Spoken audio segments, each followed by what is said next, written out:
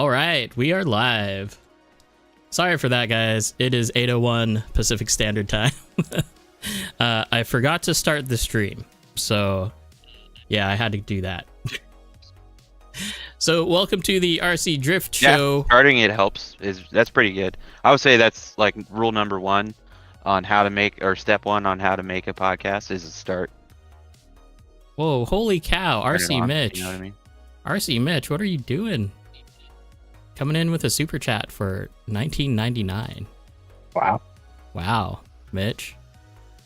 Maybe I'll just take that as payment for the motor that you still have for me. No, thank you for that.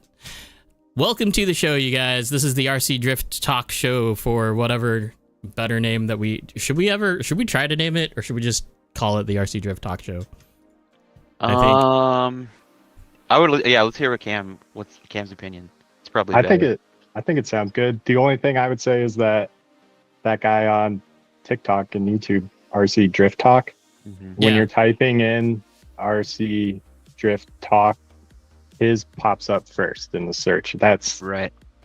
I just noticed that when I was going to it today, but that pops in my head when I hear your name, and I don't know if to be honest, I mean, do we show up in the search? I've never like listed it as the RC Drift Talk Show outside of like description. Like, because is it your personal YouTube channel that you converted to it? Yeah, that's it for mainly what it is. Yeah, like I had it. I've started going down the rabbit hole of trying to figure YouTube out, and I can't. But you guys in chat, what is a good name for the show? If you do have a good name for the show, keep it PG rated, please, Mitch. I know the things that you do. Well, I kind of got a good idea, because there's obviously maximum driftcast for the 1-to-1. Now it's the outer zone. Oh yeah, we could call it minimum driftcast. Minimized driftcast. Scale. 10th scale driftcast. I think minimum driftcast is good. Okay. I don't know if that'll ever happen, but maybe. Okay. So let's go through the normal rigmarole thing of announcements and all that other fun stuff, and then we'll get into our guest Cam here, and we'll kind of like do the investigation and all the questions and dive deep and see what he has. So as far as announcements goes, we've got Logan back. Logan hasn't been on the show for what, like 2 weeks, 3 weeks? Something like that. They were down in California picking up some J-Tile. So PDX is J-Tile right now. It is installed. Hold on. Let me find it. Here it is. Here it is. Ooh. Fancy. Why is it like 8-bit? Like, why is it mismatched? That's a good question. I joked and said they accidentally bought the 480p tile. Yeah. It actually was recommended to us by someone to sort of mix them, like take all the boxes out and mix it all up. And then match them as you go. And yeah, we didn't think that would be a problem, but well, I dig it. It looks fine. The way it looks. It is what it is. I think over time, I think it'll just kind of all blend in. So I'm not too worried about it. Yeah, it's fine. It has a Minecraft vibe. If you were gonna do that, you should do that with the grass, like do lines or. Well, the grass can be pretty patchy, so. Right. We use a couple different pieces sometimes. So we'll talk about this a little bit later after everything gets going. But yeah. Okay, announcements in the Discord. It will blend in once a few layouts go in. Yeah, it will. So in Discord, if you've noticed or haven't noticed, because I think I'm the only one that's posted in it, there is a new channel called the Top RC Drift Videos of the Week. Adam should show a before pic. Nah, I am too lazy to go find a before pic. Someone posted a general. Yeah, if you post it in general, I'll go ahead and take that and share that. But yeah. So the top RC drift videos of the week. So the idea behind it is like the videos that you post, if you want to share them, I'll try to like maybe do a top 10 or just whatever is there, depending on how many there are there. And then feature them on the show. I think that'd be kind of fun. Yeah. Kind of like a secondary roast my rig type of thing. All right. I also have in Discord and on Instagram, actually. So in the... Oh, crap. Where did I do? In the general of Discord, there's a vote at Ron Legend for a Yokomo MD2 or a Galm, is what he's looking into. So it's been kind of interesting seeing the different results. The Instagram post is a lot more popular than the Discord one. I was gonna say there's only 4 votes, so I know. And I think some of them are troll votes, like Jake's. I think is a troll vote. Yeah. But yeah, because he always does that. Moving on. July 14th is the next Oregon SDC competition, which we are on this new tile. So LF3 competition, DS Racing LF3 competition tires are the requirement. They are a must. Kevin will have them. Please take care of this new tile, because I don't think there are too many people that will check.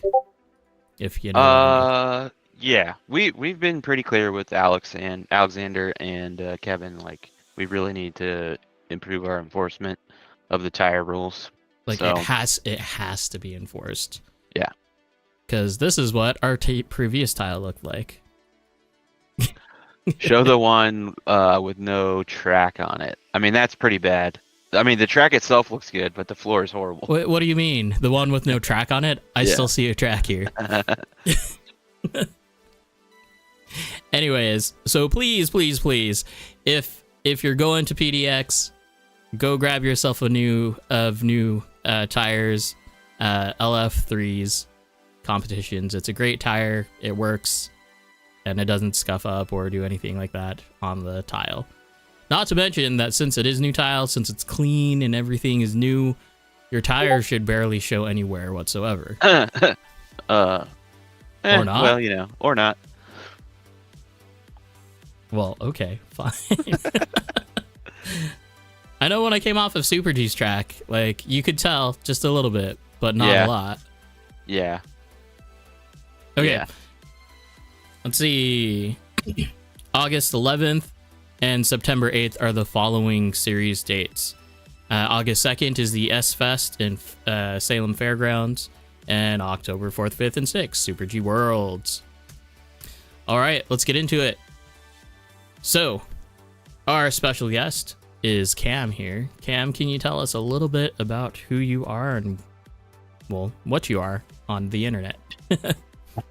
I'm not sure I know what I am on the internet, but I'm Cam. I started Shredcraft or Shredcraft RC, and yeah, just having fun with this awesome hobby. Kind of started making chassis and parts and stuff like that, but really just enjoying the hobby, all aspects, crawlers, cars. Now kind of got the itch for an airplane, but drifting is my primary focus. Right on. And you also have a pretty good YouTube channel. Yeah, it started to pick up, and yeah, it's been fun to kind of see that grow. I enjoy following all your little projects and how you're changing things and messing with the cars and stuff. It's fun. Constantly, yeah. It always leads to kind of a new idea for a video.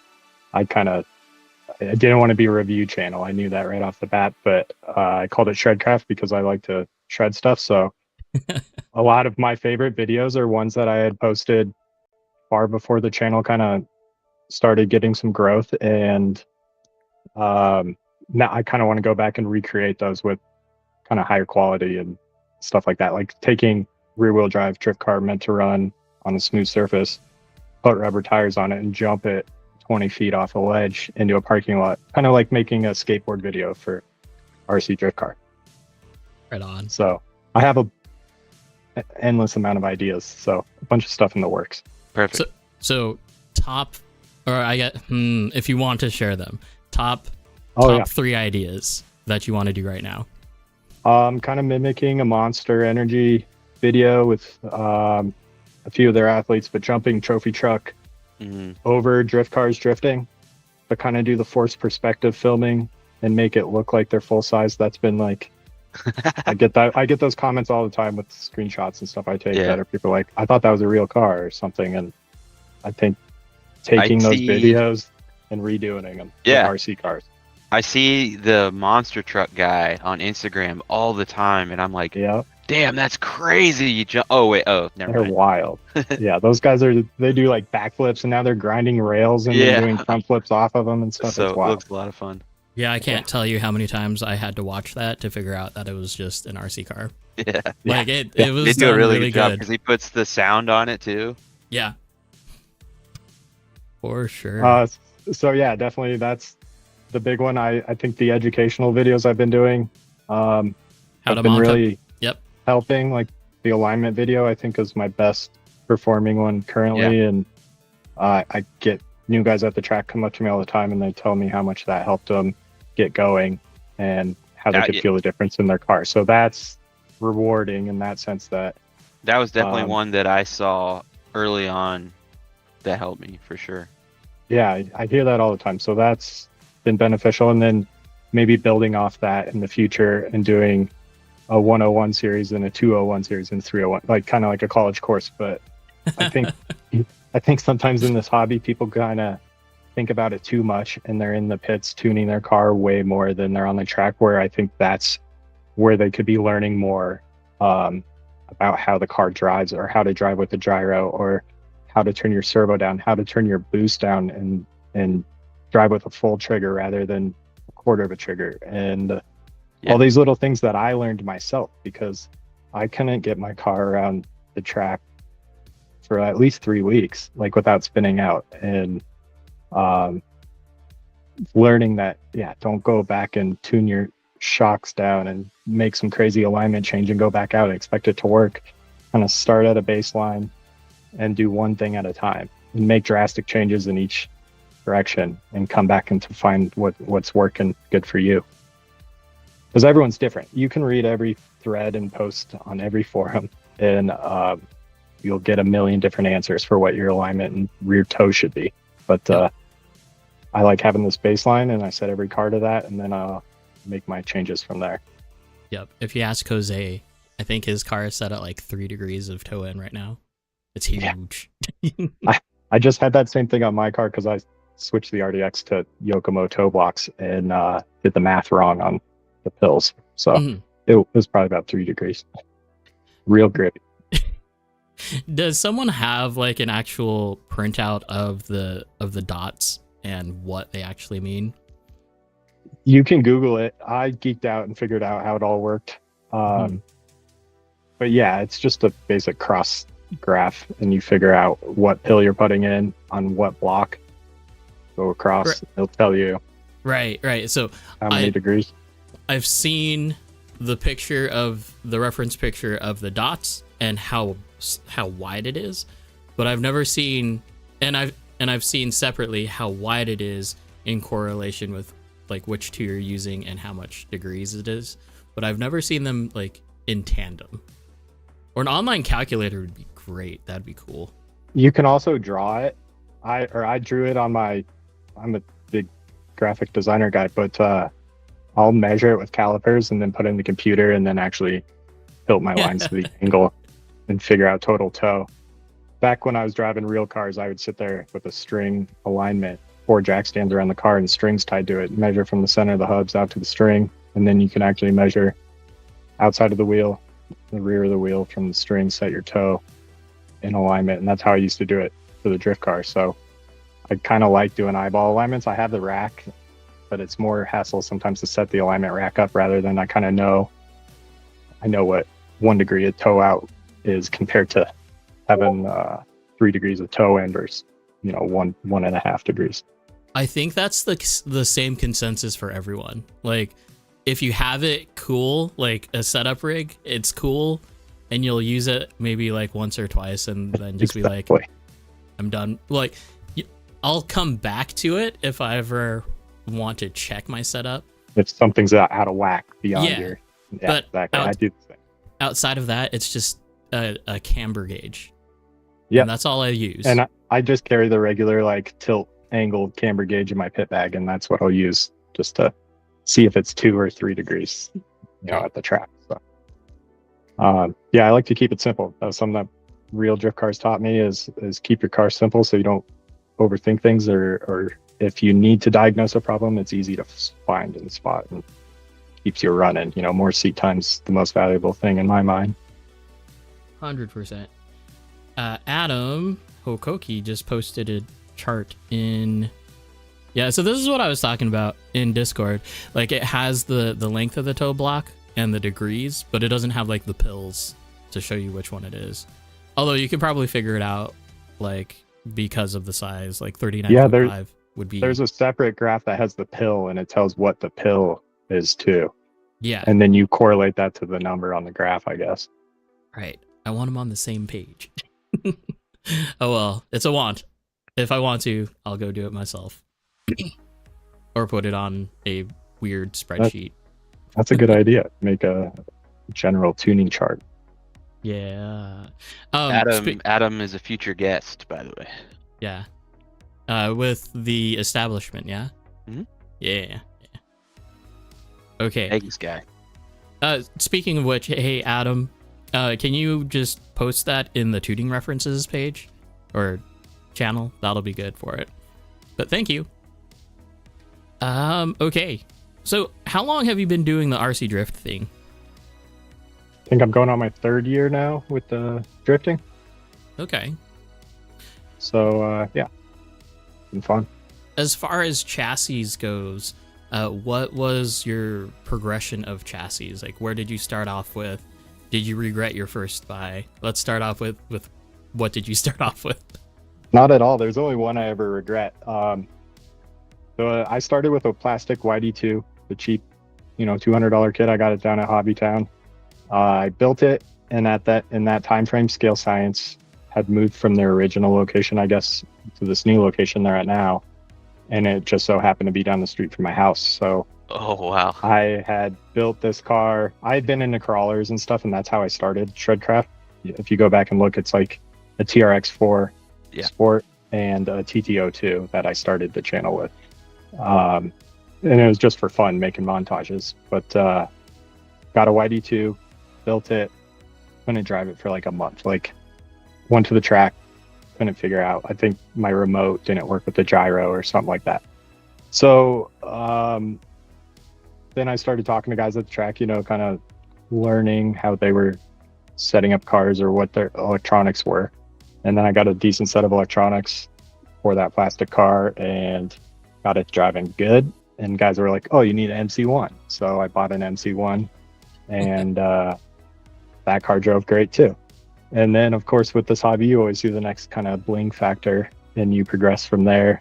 And I think I got a full kit ZX at the time, and it was like a pretty expensive chassis for me at the time.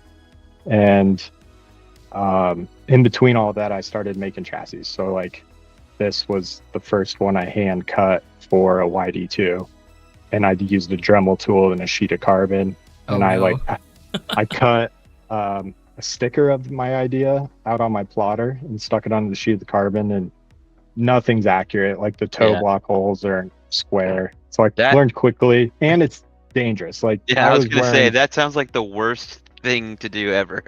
I learned quickly. So I was full of PPE gear and stuff. I worked in shops my whole life and took precautions, but I learned quickly that it wasn't sustainable. So I reached out to a few companies like that offer these services, and started having, the company I still work with today taught me how to use 3D software, because I'm a 2-dimensional software guy, and they taught me how to turn these designs so their CNC machines would cut. So stuck with the YD2 for about a year, really wanted to learn it, and made a couple different variations of flex decks, because they were starting to get hot at the time. Everyone was running a flex deck. So, that's the rudimentary point of the flex here. And then that idea led onto the ZX, and I made a really thin chassis for the ZX, and that was fun.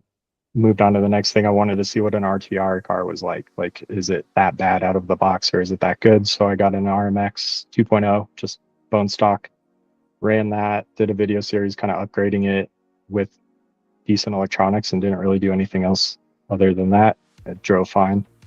After that, I got an MD1 because I wanted kind of like the baller chassis, just to see if that was a good car, and it was great, but it had some nuances that kind of made it a little more difficult to work with.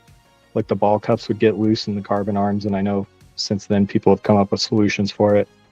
And after that, the RDX came out, and I kind of fell in love there. But I wanted, Red Cat also had just released their car, and I wanted to see what that was about.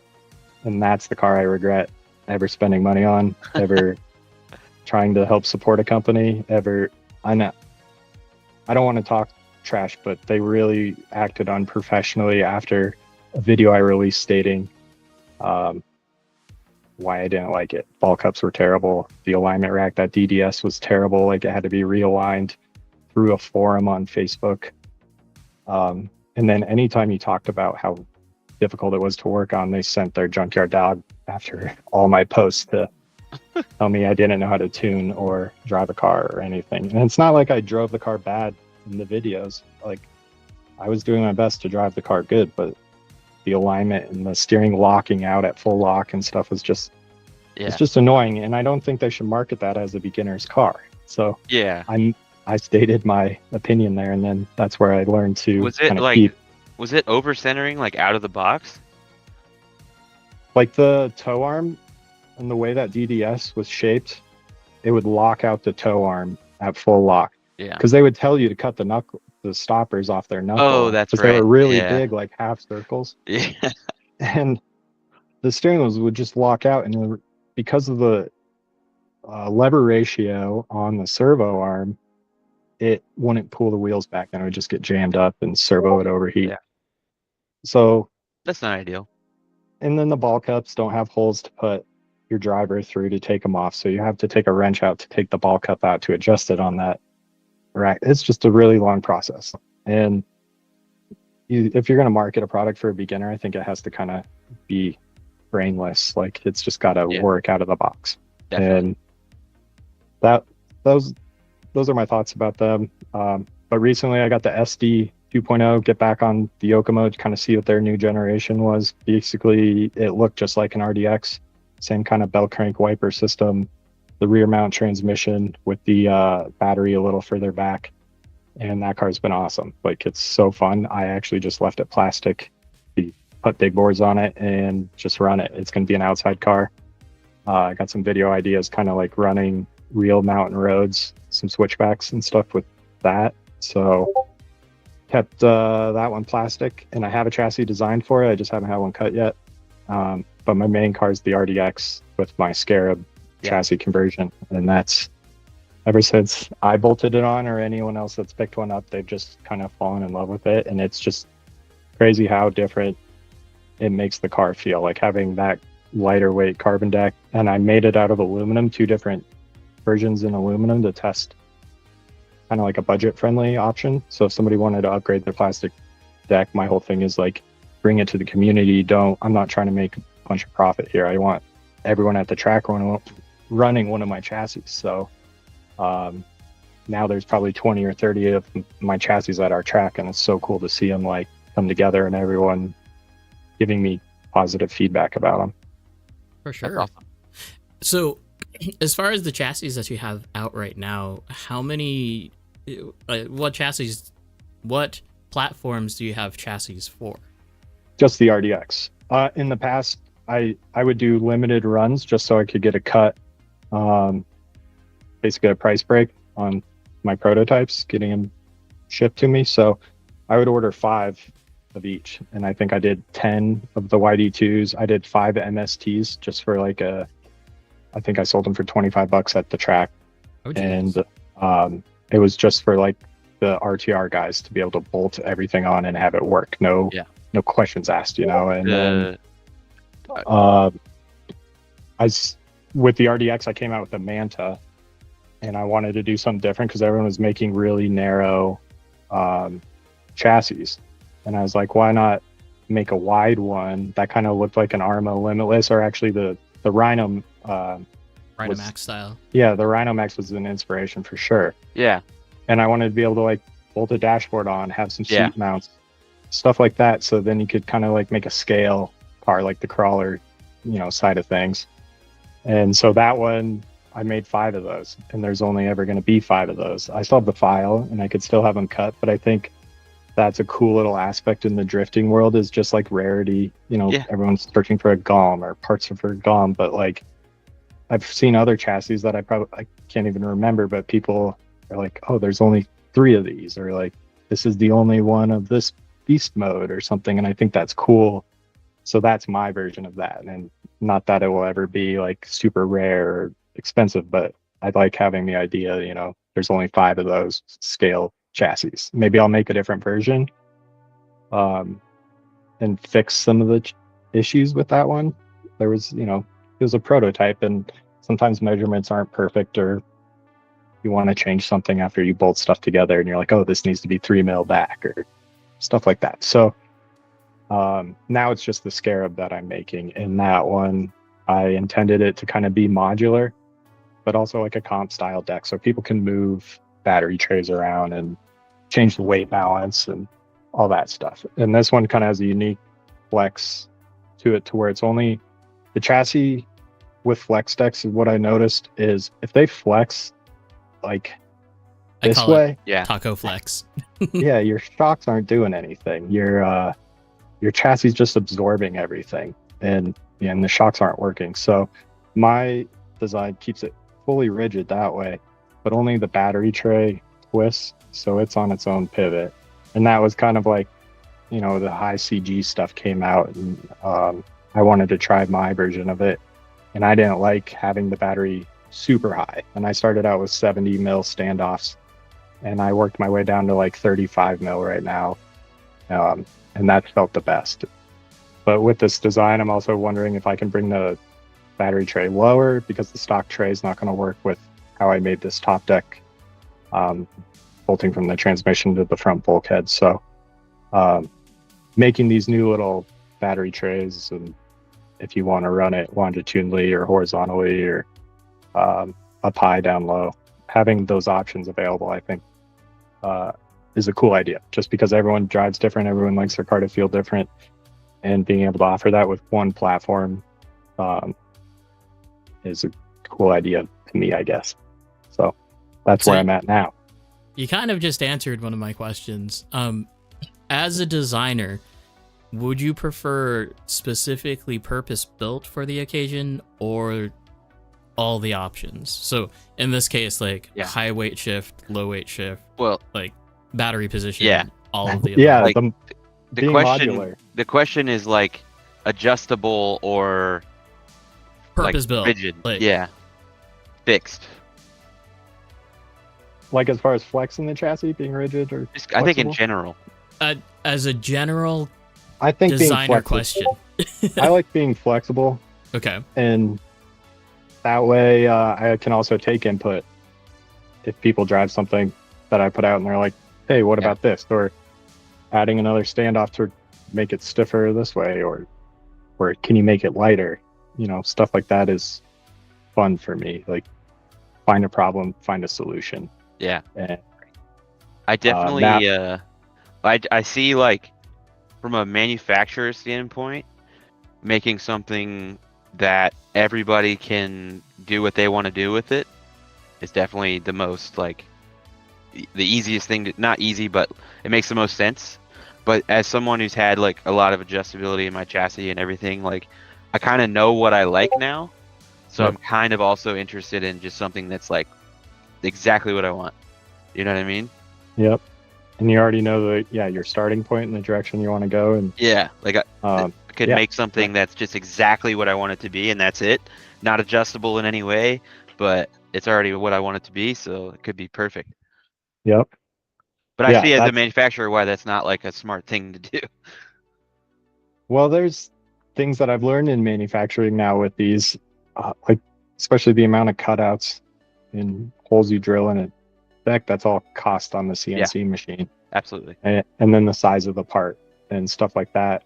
That's all in my thought process now when I design. Where before it wasn't. I had a baller one where I made all these cuts in this aluminum deck, but this is $100 part to have made rather than something that's like a base level chassis at cost. You're probably $50 or $60 for like a prototype, something you'd have a design idea, have your whole spacing, and you send it off. So this idea being modular, I think it's cool to maybe have like 3 packages. You have a high weight shift, low comp car, or offer it as a variety pack, and you could get it with both trays and run it each way. I already have people who picked up the Scarab and have picked up these new battery trays, and they're just kind of prototypes, but everyone has a different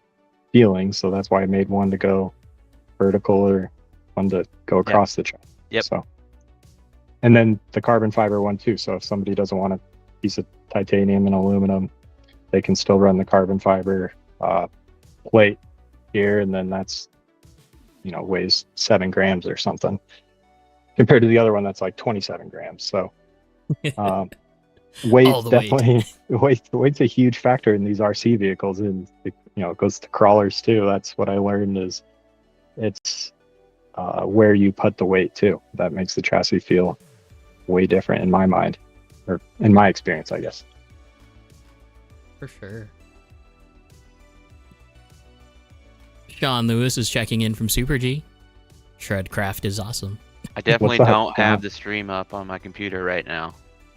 I don't. I love his videos. I want to meet him in person. He's such a positive influence in the hobby. I think it's awesome. Speaking of which, are you gonna be at Super G Championships in Me? October? Yeah. I would like to. They actually ran the first round today. It's at a different track, Opposition RC. So shout out to David Holiday and Andy and all the guys, Mac, Steve's RC, all the guys that work down there. They've been crushing it, trying to get this track put together, and they got the J tile that came in, and nice. Really tried to stay competition focused. I wish I could have been there, but I had some prior arrangements. But the next round I'm gonna go check out, and then hopefully, if timing and stuff with work works out, then I'd love to go out to Super G. It's kind of like in our hobby, the mecca. I'm not much of a comp guy.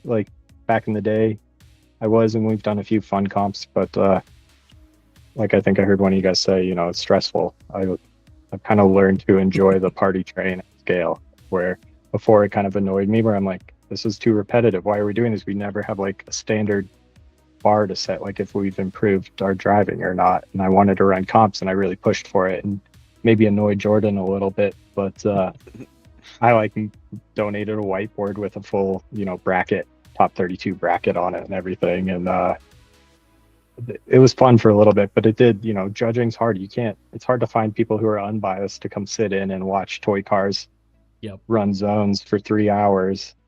And most of the people that would be good at it usually are wanting to drive too. Yeah. So, always having judged sports is always so opinionated and hard. And just watching FD, I watched today, and then, the previous rounds, Long Beach was an embarrassment to the sport in my mind. But comps are hard. Yeah. I think it's cool to set the standard and see how accurate you are. And that's the biggest thing with me, is it's fun to be accurate and kind of put it on someone's door, and your brain almost shuts off, and you're in this flow state, driving with somebody else, 2 totally separate controllers, maybe standing on separate sides of the room, but you're just in this flow. And that's the sickest part of this for me, is getting in those flows, and your mind's somewhere, your mind's not somewhere else, it's on that car. And yeah, it's fun. It's been a fun stress reducer, I guess, but yeah, that's my favorite part. It's an interesting thing for me, just driving on a party laps, right?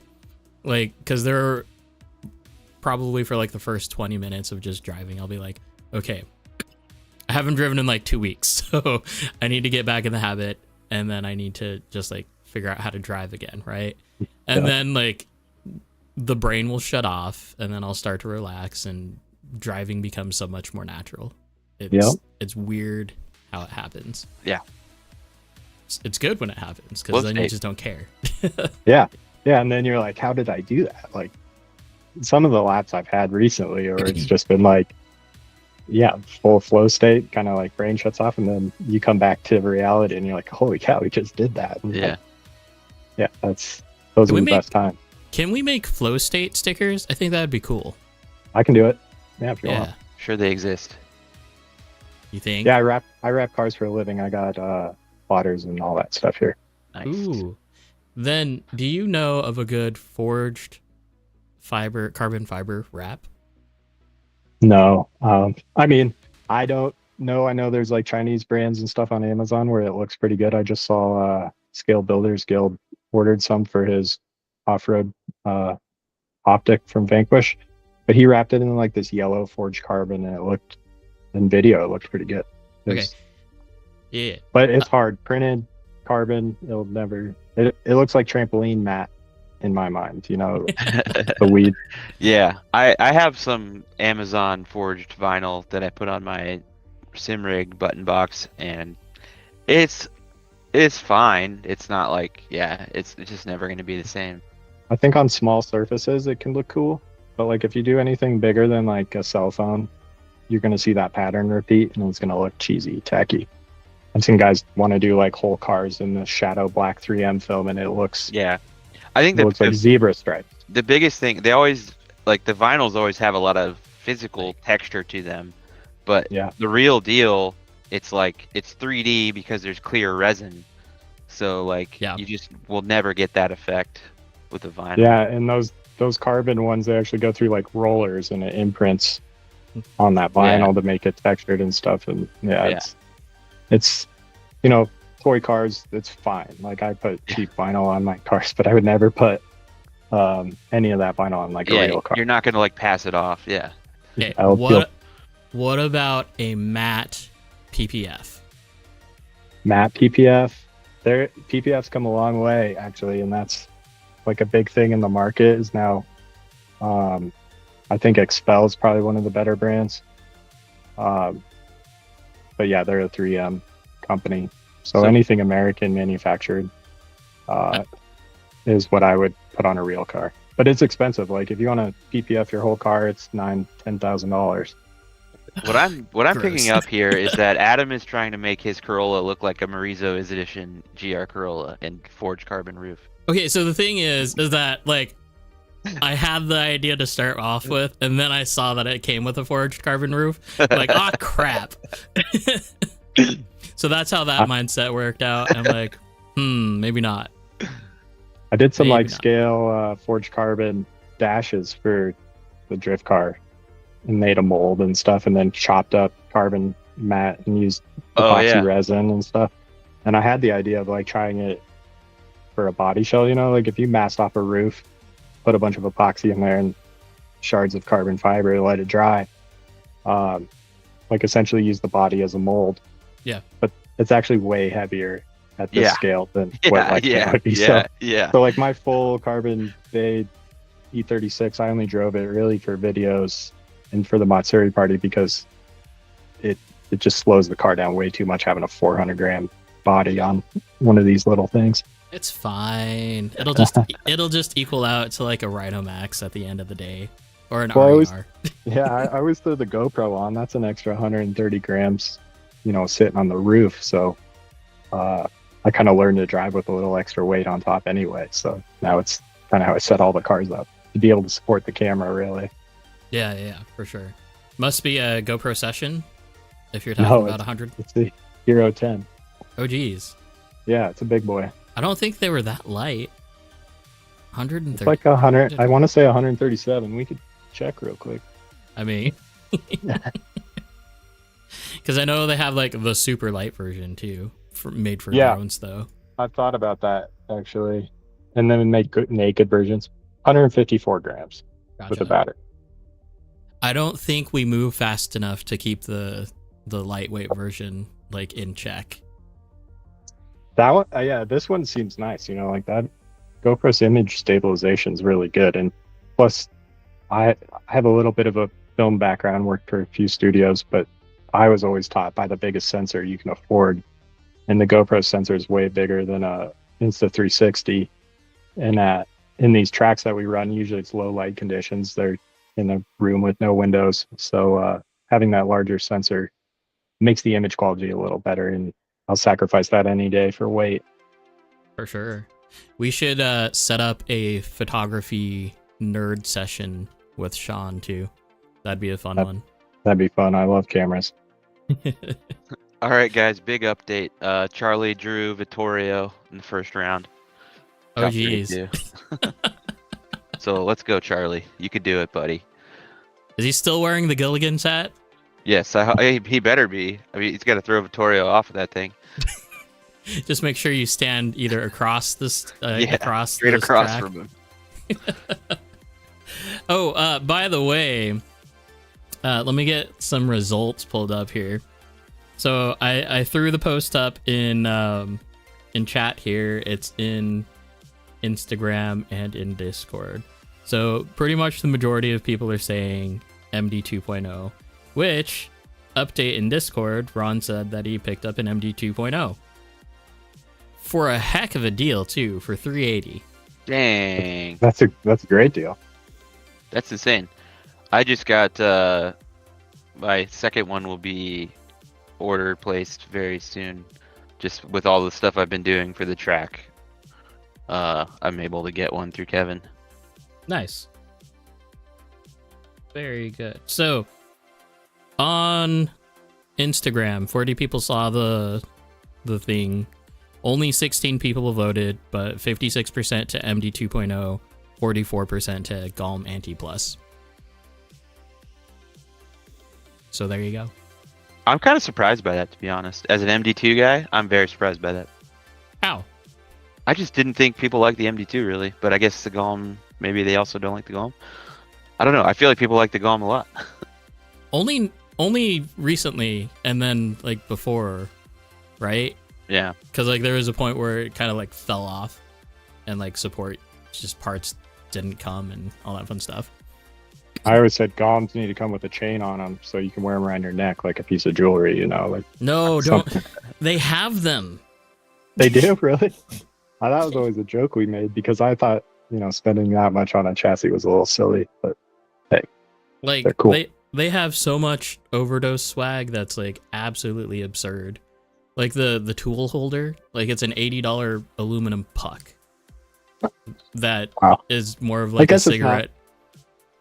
Yeah, it's not surprising with how they price their things, but hey, more power to you for all that quality, I guess.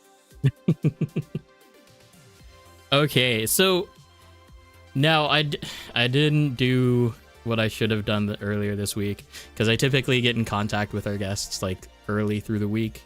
Do you have any like high res pictures that you can throw in Discord so that we can? Yeah. I don't know if I have Discord. Let me just see. I could get it, or I had it. So speaking of Discord, the link is in the chat, you guys, if you want to join up. We have just random channels like general topics and ideas, Roast My Rig, which we'll probably be going over later tonight. And of course the top RC drift videos of the week. And no one else is posted. That's okay. Product watch, roast my workbench, tuning references, and then just some random general things if you're ever in playing like Car X Assetto or even Helldivers, which I haven't played Helldivers in a long time. Okay. So, while Cam is doing that, Logan, what can we expect for the new track? It's a lot. I would say it's definitely grippier than what we're used to right now, but I think it will slow down a bit as we break it in. I do think ultimately it will be a little bit faster, than our old tile. But I think being that a lot of us, our focus is competing well at Super G, it's going to make a lot of sense. And for everybody else, it's really fun, smooth, very consistent grip, and it will be a lot less maintenance for everyone at the track to have to deal with. So a lot easier to deal with. We're going to be doing fewer track changes now because our time at PDX is definitely looking good for the future, but there's still a lot of factors that could result in things changing. So we didn't want to glue the tile down, since it is a pretty good investment.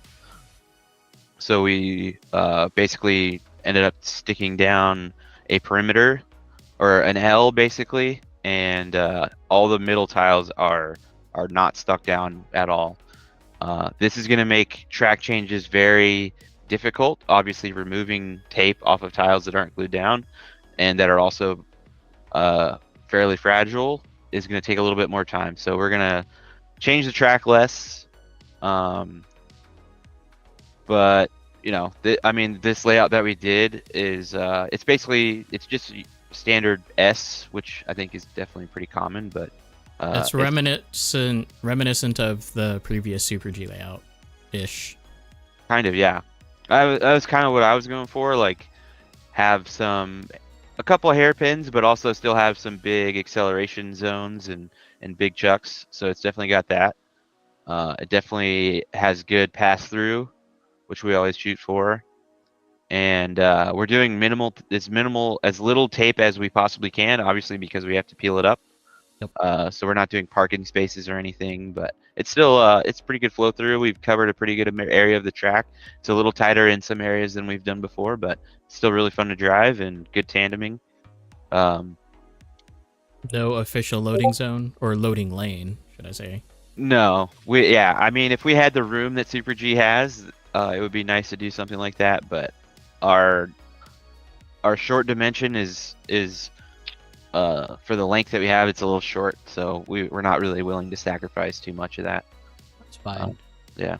Like, it looks like the lanes are like a smidgen more narrow, but not that bad. Yeah, in some spots it's tighter than we've done before, but I don't think it's an issue whatsoever. And like we've covered many times on the show, that only stands to make you a better driver. Yep. Nothing that's crazy tight or anything, so it's a pretty fun layout. We've gone more to a Super G style of tape. So we have the same white tape that they use, and we've done a tape line well defined off of any edges. We brought the grass edges much further back from the edge of the track. You're welcome, Alejandro.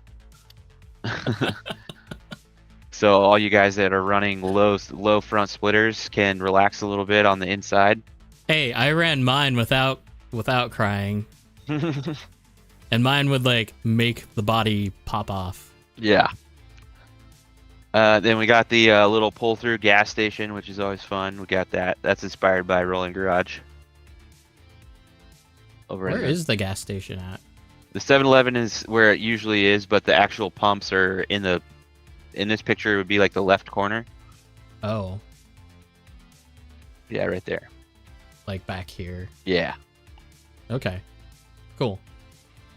That's one less thing that I need to worry about, because last competition I totally knocked the roof off of it.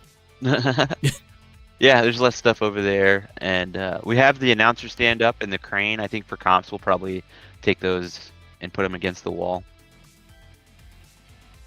I think it's fine. Like, is there a can there, or will there be a can? I mean, the crane has a can, yeah, but it's also blocking the camera's view, or the stream's view of that turn. Yeah, maybe. Okay. All right.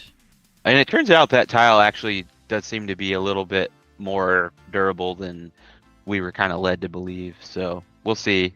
But we're not going to change the track for like 6 months. It just takes too much work. Well, and the way that we have it right now, you can, let's see, you can run it forward. You can run it reverse. Yep. You can run half of it. Yep. And then you can run half of it reverse.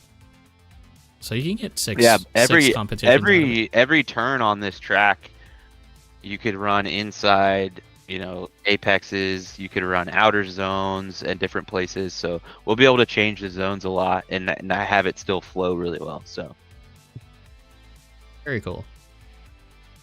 And track rules, no one on track. Yeah, no shoes on track whatsoever. If a member of Team PDX is there, please feel free to just ask us to do something. If you need us to come grab a car or whatever, we're totally happy to do that. Obviously anyone is going to have to be able to walk on the track. Just we do ask that you take your shoes off. Definitely make sure you're running. Pick up a new set of LF3s and only drive them on that track, nowhere else. We definitely want to keep this one a lot nicer. And the cool thing about LF3s is that since it's TS racing, they come in a Ziploc bag, basically. Yeah, they come in a Ziploc bag. They also come with foam, so it's pretty good deal there. They're going to be $20 at the track. The thing with the shoes rules that I would point out is, once we're the mopping and Spec Socks is Hanes ankle cut. So. Oh wow, I'm banned for life then. No, so with the mopping and the sweeping that we'll do, and if we keep our shoes off the track, the biggest part of that rule is just because where we live, right? A lot of the time you're going to be walking on a wet parking lot and you're going to have extra dirt and stuff on your shoes. We don't want that on the track. And the biggest reason actually isn't necessarily to protect the tile. It's more to keep our tires smooth. So like a dirty track, you're going to have a lot of surface scratches on your tires, and that's actually going to be a lot slower than a tire that is, on a clean track and not having a lot of surface scratches. So it only stands to help yourself if you're keeping the track clean. So I'm gonna have to get special approval for my Bombas socks. Yeah, we can put in the paperwork for an exemption on that. We'll see if it might not get approved. I can't make any promises. Oh shoot, they have arch support and all that fun stuff. Okay. Can we get a Bombas partnership or something? What happened? No, Spec Socks. No. We need Wabaki. We need the Japanese little school footwear there. There you go. Little slippers. Or what would be cool is like those like the step-in things that you can get that put like little wrappers around. Oh yeah, the little booties. Yeah. Okay, so now that Cam has had some time to post some pictures, let's take a look at some of your chassis and some of your work. Let's get into this. I wasn't really sure what to put in there, but there's a handful of general stuff. So this is your new one, right? Yeah, this is the body that I did for the RD 2.0 video series, and it was actually kind of a disaster painting it because I was a little too ambitious with the masks and probably using the wrong masks, but kind of made it work. And I liked this body, so I didn't want to wreck it, so I put it on the RDX for track car, kind of keep it somewhat nice. Which body is this? That's the Pandora S15. It has like all the splitters and stuff cut off because they were a little large in my mind. So like you can see that front corner on that bumper is a little funky because there's like a big splitter wing that comes up. Mm-hmm. But I cut all that off because you can see it's still pretty low.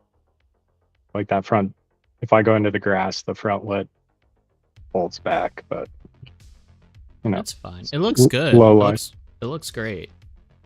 Yeah, I like that one. That one came out better than I was thinking it was going to. Let's see. Let's move along.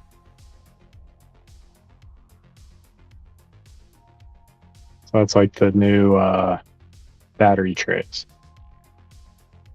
And the chassis is called the Scarab, correct? Yep. Kind of had that beetle shape with that front the top deck to the lower deck. Yep. And then putting the battery up high. I don't know.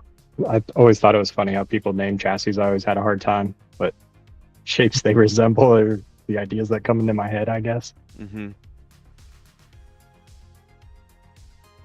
But yeah, so those have titanium braces just because I thought they were cool to like burn them, because then each and every one's unique and different. It looks really cool.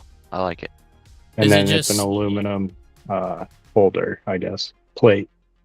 Is it a is this top and bottom and top plate that I'm looking at? One mounts across, the one with the SC cutout mounts across like what's on that chassis, and then the other one mounts parallel to the chassis with the same standoffs. So then you can either run 2 standoffs or 4, just depending on like how you want to position the battery. You can move that battery up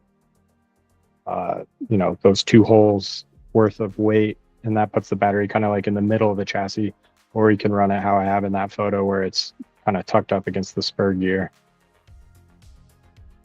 Okay. What do we got here? That's with that other battery mount. That's actually like the prototype where it kind of tucked right into the transmission, running it parallel with the chassis. And then not using a rear brace, but using the transmission itself to hold the battery. Okay. And that one also has adjustable holes, so you can move it forward. And like 2 of the best drivers at our track, Dan and Raquel, they're a couple, and they have a great YouTube channel, but they're like, that's their chassis. I built it for them that night, and they had still been driving a plastic RDX, and I was like, do you want to try one of mine and give me your feedback and let me know your thoughts? Just because of how accurate and like consistent they are as drivers, I really valued their feedback, because she was a little nervous to like change up what she knew and what she was so confident on, but then immediately went out that night and was driving just like she was before, so it was cool to see that. Yeah. Did she have any like feedback for you, like instant feedback, or was it just it drove the same? I think they did have to do some tuning just because it was lighter, so changing the shocks and then like where they put the electronics. And they're running their ESC under that battery tray, so it's still like a middle mount ESC. Sure. Just upside down on that battery tray. And I tried it that way too, and it felt great. I like, when you lift and the car kind of straightens up a little bit, especially chasing a car. Then, like in the chase position, I like having that neutral feeling rather than a rear heavyweight car, I guess. I am 100% on that bandwagon right there. Like rear mounted ESC for me is just, it never felt agile. Yeah, I know what you mean. Yeah. So that's some of our cars at the track, like kind of like the bloodline, I guess, of the RDX.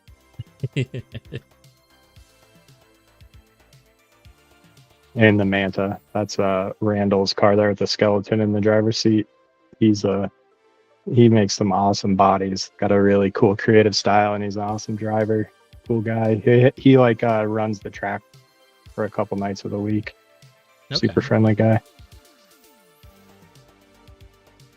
Have you thought about doing like a full monocoque like type of tub, like along the lines of the Rhino Max, like even more so? Kind of. Like I have some people and I were joking about an idea of doing, like 2-dimensional a cage that would kind of slot in the carbon chassis, but also make the cage out of carbon, just really thin roof rails, like basically do an A-pillar, C-pillar cage with just a single hoop and then door bars. So then, yeah, you essentially have like a mini caged car, just because I think it would be cool. Yeah. Being able to bolt stuff on other places in the chassis rather than just having a front and rear bulkhead, that where you can bolt stuff. So yeah, sure. That'd be a future idea for sure. That's the all aluminum chassis there. Is this like prototype that we're seeing here? Or yeah, is this that was just like a fun project. okay. The design for the deck itself was the idea I had for removing the flex point from the Scarab and just having a totally rigid rear plate. But I really didn't see the benefit for the cost versus production of that. That one was pretty expensive compared to the other chassis. So it was just an idea. It's a one of one. It'll hang on the wall for a while, I'm sure. Have you driven both an Agile and a Fledge motor, like back to back? I've only driven this Fletch. Okay. And that's, I mean, I have that, and then my other comparison would be like the 10.5 Hobbywing D10. That was the motor I had before. I still have it on my other, it's on the rookie drift right now. But yeah, I mean, AccuVance, I can kind of see the hype. It feels nice. Like, it feels a little smoother than my D10 Hobbywing ESC setup. But and then of course, you know, I got a 10PX to go with that. So this had the S bus and stuff, but I think that was one of those overhyped purchases I made where I think the Noble did just fine. I still use it for all my other cars, and then the Futaba I just use for this car, and maybe it was a little excessive, but you know, it goes with the jewelry. Yeah, that's what I run. I love it. I love the 10PX and all the adjustable on the fly stuff is awesome. It is nice. Yeah, if you need to turn something up or down while you're on track, it is super nice. I can't say I use the S bus like the ESC one as much, but if I do want to change something, I can really easily, and I don't have to think about it. It makes me actually do it. Like, I think a lot of the times, if I had to do a programming card or something, I would just put it off. Yeah. Yep, exactly. That's my scale build I did for the Scale Science Potluck Matsuri this year. So that's on the Manta chassis. I built like a titanium rear mount. It looked cool, but it was way too heavy. And then it has a stainless roll cage, seats, digital dash 5 Mile High, the FD lights. Tried to make it low, and then I also glued the S13 body kit on there and painted the outside, made the graphic for it. It was like a doodle that I thought would look cool, and I originally was going to use it as a mask and maybe do a fade through it. But I personally drove an E36 forever, so my street car was Nardo Gray. It was like the first wrap I ever did, and that's a tribute to my old street car. So that's full, like, that's the carbon dash I made, carbon engine bay. I just kind of wanted to like try a bunch of things I haven't tried before. So nothing's like super pretty or super perfect. It's all hand built. Not the only thing were those seats that Mark from Mile High made me. That's like the only 3D printed part. I think the radiators, you know, from a Vanquish Phoenix. I built the stainless tubes to look like radiator pipes. Oh, that's cool. The titanium was plate that I cut by hand and then burnt it. It's like little brass tubes coming out for those exhaust pipes in the middle. It's all kind of like hodgepodge stuff in my heart spin, I guess.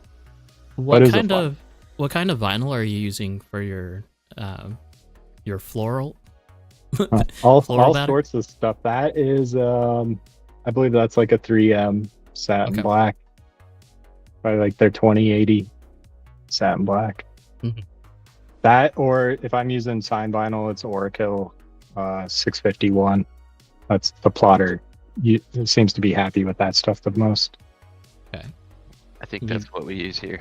Carbon just for like colors. accuracy and detail. Like sometimes, you know, doing letters, the small or tiny little shapes like that. Yeah. Using a thicker wrap film, the plotter doesn't like it as much. So thinner stuff usually works better. How long did this take you to weed? It wasn't that bad. I drew it in a way where I could peel from the top corner. Okay. And kind of just work it down. But that's why I only made 2 of them, because it was a little bit of a process. Yeah, that looks like a nightmare. Yeah, anyone who's weeded stickers knows the pain there. Yeah. Little sharp edges. I stopped cutting out my own decals mainly because there's just like so much waste involved. Like I didn't have enough of something that I wanted to print to make sense. Yep. No, I know exactly what you mean. I have the same feeling every time I wrap a real car full size. Just how much paper goes in the dumpster is not a great thing. But it's just kind of the name of the game. You know, you're charging, at least like the company that I work at, we do some decals and stuff for cars. It's like we're charging by the foot. It's not by what is cut out. Actually on. Mm-hmm. Exactly. That's what you have to do. Yeah. And pricing stuff like that, it's always so difficult. Yeah. So yeah, it is hard to throw away huge chunks, but I try to recycle stuff sometimes, you know. Like that backing paper is a good drip paper for a leaky car or motorcycle or you know, you need to sketch something out real quick in large format. It's good tracing paper. So little things I do. So where are you taking your picture? Like, is this an actual photo booth or is No, that's my kitchen floor. and then like pieces of black cardboard backing from like an IKEA shelf. Okay. That in the back, and then just satin black vinyl rolled out on the ground. Nice. I was trying to change it up because some of my other photos are like on the floor itself. This linoleum that's like yellow and not attractive. So I was just like, how could I take a different looking photo? You know, something that contrasts this white cream color I've been posting for a while. It looks fantastic. Yeah, and really, like, when I do stuff like this, I'm really just experimenting, and then, like, when I load it onto the computer, I'm like, oh, that looks cool, or this one came out, I'm going to post it. Or I'll take what I learned from shooting something like that and then save it for the future. Like, the new body I do wants to contrast with the black background. I'm like, oh, I can set this up real quick and snap 20 photos and edit them later. So my thought process is now trying to be, like, efficient with capturing content, especially now if everything needs to be posted daily. And now I'm trying to have like a back catalog I can pull from and keep that flow going rather than stressing myself out like, oh, I didn't post it today. Like I need to get something out. So Larry Chen's been a huge inspiration for me, and like seeing his latest thing on Instagram of like, he wants to be a still photographer again and not make reels.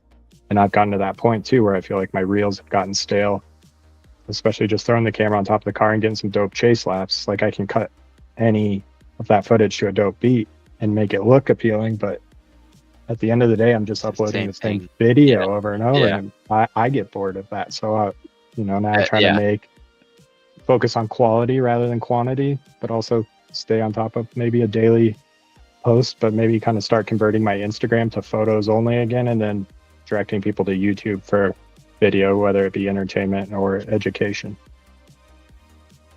It's an interesting thing, Instagram, because like I get notifications of like, oh, hey, your reel did this great. Try to engage your audience even more. I'm like, okay. Yeah, and they definitely push that stuff.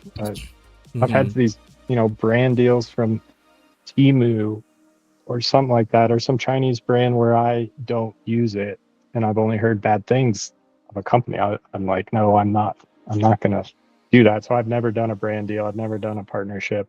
This is all like been organic growth, and now I'm maybe to a point to where I should maybe start reaching out or have a media kit for some of these companies. I see it with like a lot of the crawler channels, and then I just did the national event for We Are Sea Rock a couple weekends ago, and it's a crawler competition for these scale buggies, and I got to meet some of these bigger YouTubers like Matt from Scale Builders Guild and Josh from Harley Designs, and kind of like, I didn't really want to be the guy that like picked their brain or like, how do I do this, or give me free stuff, but I want to go into it with like, hey, I'm out here getting dope content.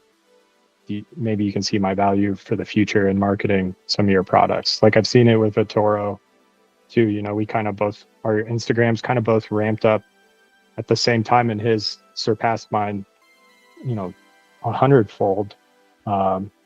Mine really only got huge because of one silly video of me filming at the mall when we were leaving the track one time, and it got like 11 million views. I'm like, that's my worst video. It's like, well, there you go. That's more of that.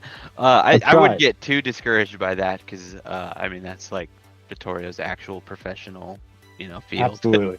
Yeah. And I see like basically like what people at a similar level of me have accomplished, or brands that they work with, or deals that they're making. But I want to make sure if I go into something like that, it's definitely something that I can recommend to people and use, and not just be like a Amazon budget car and be like, oh, it's great, it drives great, like a roadside RC. But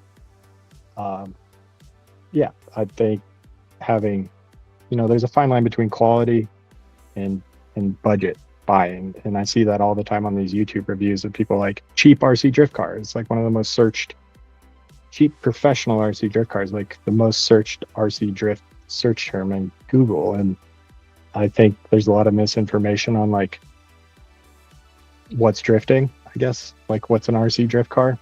And there's a lot of different levels from hobby grade to toy grade, but people calling toy grade hobby grade these days is maybe off-putting or confusing to people. Like, how do I buy a car for $100? Or this need for instant gratification that I see on all the forum posts, and people like, oh, I want to buy this, I have this much money, what can I buy?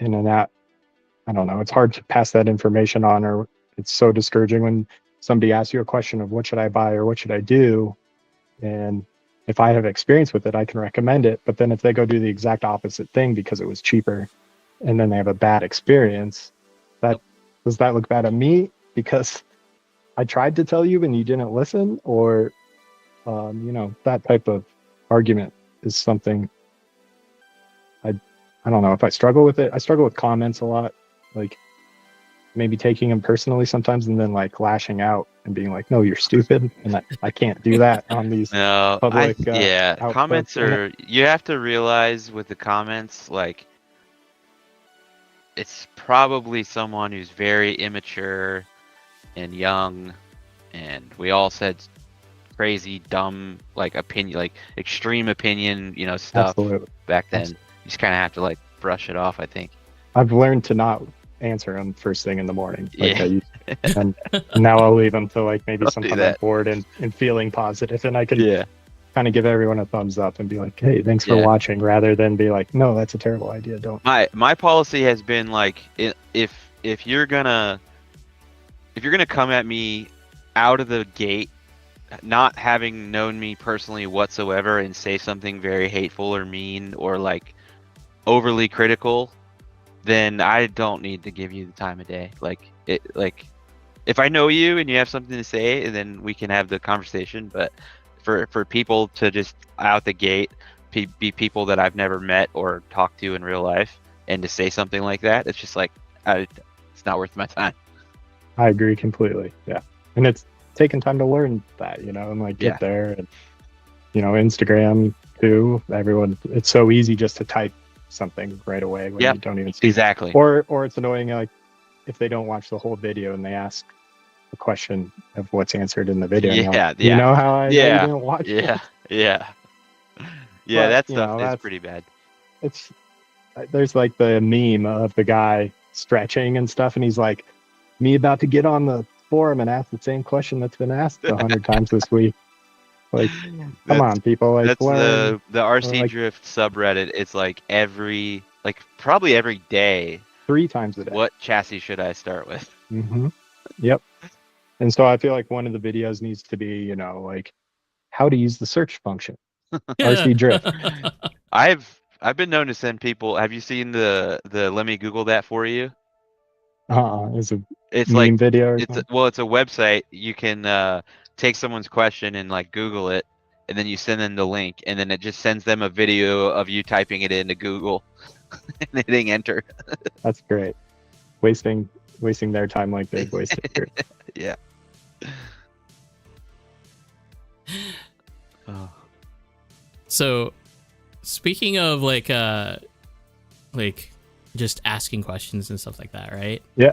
There is a post on RC Drift Network which they've been growing a lot over the past few weeks. Let me put it on screen here.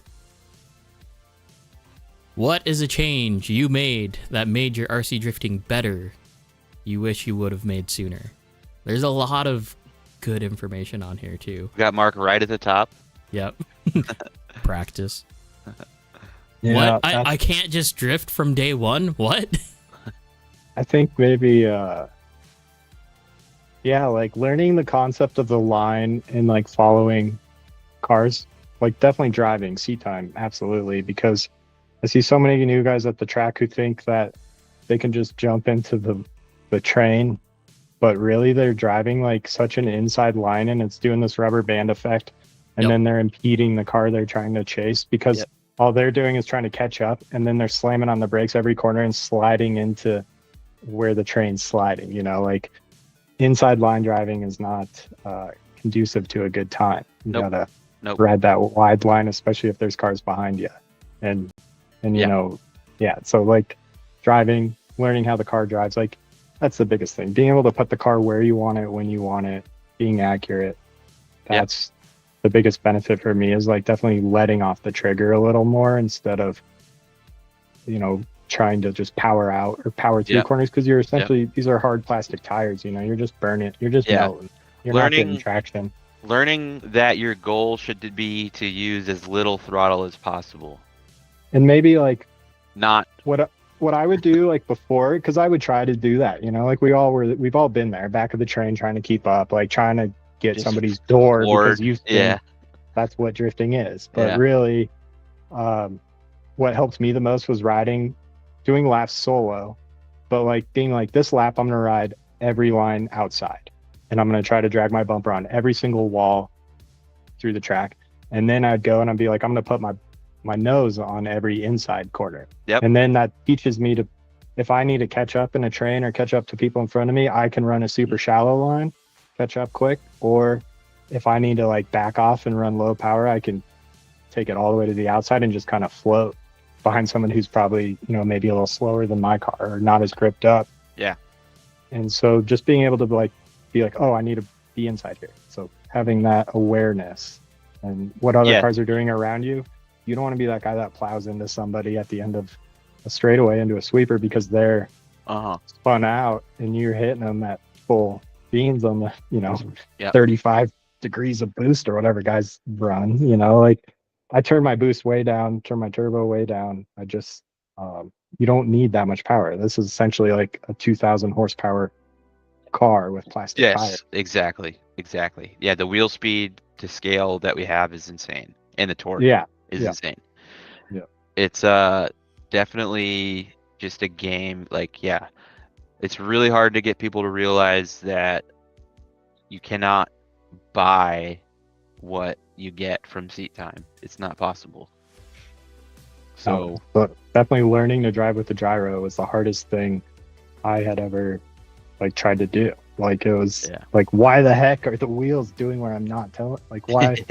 I think the gyro was backwards probably for the first 2 nights I drove it, and I was turning into the corner rather than counter steering for me. So once I learned what the gyro was doing, that helped me understand how to use the throttle to steer the car more and drive the car, and using minimal steering, but then also learning that I don't like a lot of gain on the gyro, because then I enjoy counter steering more than probably most people do. And I see people's numbers of what type of gain they run and stuff, and I'm like, I'm nowhere near that. Not even close. But you like my car. I actually just did that Revox tune on the RSST, like they have it in the software now. And I don't like it. Like it does this snappy thing on hard aggressive entries where it like snaps where the RSST was normally like kind of slow, maybe compared to some of my other servos, especially with the Revox gyro. Like it felt like it mellowed it out a little bit. And now this tune has thrown me for a whole new world where I want to just put another servo and drive them back to back and see if it's the programming and or maybe something, maybe a gear's loose or that would be a very interesting experiment. Like take up gather up all the RSSTs at the track, put the same tune on all of them, and switch them out and see if they drive differently. Yeah, because I mean, somebody told me that somebody recommended they switch their servo every year, or maybe sooner, and I was like, I've had this thing for 2 years or 2.5 years. It was weird. That guy was wearing a Rev D shirt. I don't know what happened. If I they're actually doing want that, a servo. I might try this one. This is a crawler servo, but it's low profile, and RS 650 low profile. But I won that at that NSTRC. Yeah, so I may run that and just see if that works on a drift car or not. I see people run like the Reefs, low profile one and stuff. So, Josh with East Bay. It is kind of silly in my mind, like when everyone just only runs the same product. I'm like, why? I have to ask why sometimes, because all my stuff I'm very like fact and data based, and if people are like, oh, it just works, I have to ask questions like why is the Rev D servo what everyone has? 90% of people at the track are running that servo, and I don't know if it's only because that's what the store is selling, or that's what they read on a Facebook group is the best electronics package to buy. But it used to be the $68 like servo, and now they're like upwards of 80, 85, somewhere around there. Yeah, that's what I saw. Yeah, the price change is tough for sure. But then realizing that like AGFRC, they make all the boards for a lot of these large servo brands, so why not just buy their servos and then program them? Yeah, the same programming and essentially the same power, draw, all that stuff. And so on all my other cars, that's what I run, is those more, they're $50 servos rather than $80 or $100 servos. I tried out the GYD 550, just not for me. The Revox and the V4 have been the best gyros, like as far as feel, like being able to, like I said, counter steer and have that feel and be able to like flick the car, get out of transition when I need to. And one of my favorite things is like sweeping the bumper in front of me and just diving back into the pocket, and having an accurate servo or smooth servos definitely helps a lot with that. Mm-hmm. So what would your typical kit out of electronics be? This is the only kit out I've ever had, really, where these all my electronics I've switched over. I actually only have AccuVance because I got it in a trade where I traded like a SCX 24 for the setup, and I was running the Hobbywing XD 10 and matching ESC, and now that's on the Rookie Drift. So I don't have a lot of experience with electronics. It's been the one part of the hobby that's kind of like confused me more than the mechanical side. I'm very mechanical brained, and I was a little nervous to like solder, and now I'm a lot more confident in it. But so I don't know. I think buying a V4 gyro or a Revox, because I've used them, they feel good compared to like I've tried the cheap $40 gyros too, and those didn't work. But I did not like the GYD. The feel just wasn't right, and we dug way into like tuning it and programming it and figuring out all those settings, and it was like a little too much maybe. Same thing with the servo and ESPA servo. It's just over my head, and I'm not talking trash on them or anything. I think it's just a little too much for what a simpler solution would be. Mm-hmm. No, totally fair statement. Like it's funny because I saw my group, like my close group of friends, like we all were on V4s, and then we started the 550 bandwagon, and then they left the 550 for the Revox just because it was a smoother gyro feel, and then most of us are back on the 550 now. So it's definitely a fad that I think came with the knowledge. Like once you have someone that's like has a grasp of what it is and what they're doing, then it's easier to share the knowledge and to like get into it. Really, is it a better servo? Like, is it a better gyro? No, not necessarily. But if everyone at the track is using it and you have that info there, I see how that makes perfect sense. You know that everyone's running this tune, you can run it too. So yeah, that's cool. And then Logan's running full Futaba. I'm running full Futaba. And it's actually kind of funny because like when I go from full Futaba setup to like something with a SPO2 and a like something, actually all my cars have 550s in them now, so there is that. Well, Yeah, you know the feeling same. you like, that's what you go with. I'm the opposite of you. I like my car to be as easy to drive as possible, so it like does all the work for me. But like I have to relearn my Futaba setup after I drive like an SPO2 or an RSST. It's like it's just a weird servo thing, but it changes. It does. And for a while there, I was going back and forth because one car was on the Noble and one car was on the Futaba, and one was running a V4 and one was running the Revox. And so I'd get on the Futaba car and it felt accurate and mellow, like not so snappy. But then I'd get onto the Noble and the V4 and it was like, it felt like it just wanted to snap, like rotate quick. And one of those mental games where you're like, oh, I got to be a little lighter on this trigger versus I can run this trigger a little harder. So now everything's on the Futaba and I've gotten used to that wheel setting and kind of got the controller fit to my hand a lot better than it was before. And I like that aspect of it. I like the V4 more than the Revox, although I like the easeability of the changes that the Revox has over the V4. Did you notice a bunch of difference? I mean, like between those 6 settings on that? Oh, 100%. Yeah. Basically, I went through all the settings and I couldn't get my car to rotate around even on setting 1 for me, which could have been a gyro gain thing. It could have just been an easy physical chassis tune that I could have done, but I didn't want to because I was coming from a 550. Yeah. So it was one of those things where it's like, I want to give it a good try. So I even built a completely separate SX3 with a Revox and an RSST in it, and I still just didn't like it. Luckily, Jake did, and he bought it. So it all works out one way or another. I hated the Revox at first when I was like, I can't believe I spent $110 on this. Like I thought it slowed my steering down so much. And I was frustrated with it, but really I think it goes back to probably like my alignment tune and the settings on the servo itself, talking to the gyro or whatever, transferring that data. Like it, like I said, I just put that new tune on it. I don't like it. So I'll need to go back, and I don't know what my settings were at prior. So maybe I'll try this other servo first and then go from there. But yeah, just kind of. Is the NSDRC servo programmable? It might be. I'm not sure. I don't think so, but I could try with the connector I have and see if it'll work on the AGF software. Because who knows, maybe they run that same board in there as well. But I think an RSST is the same board as an AGF.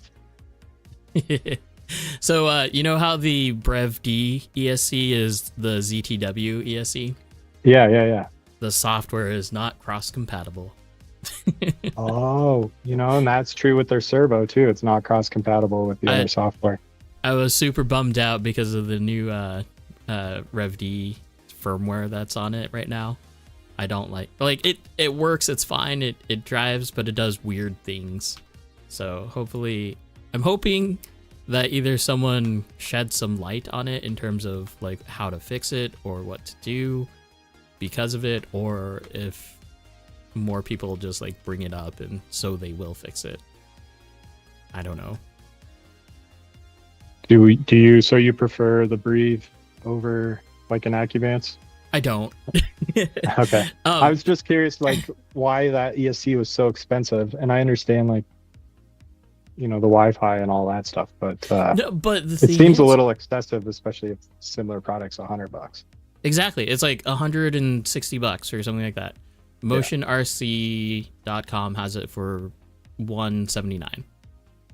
Like literally the same exact thing with the Bluetooth programming. It just doesn't say BrevD on it.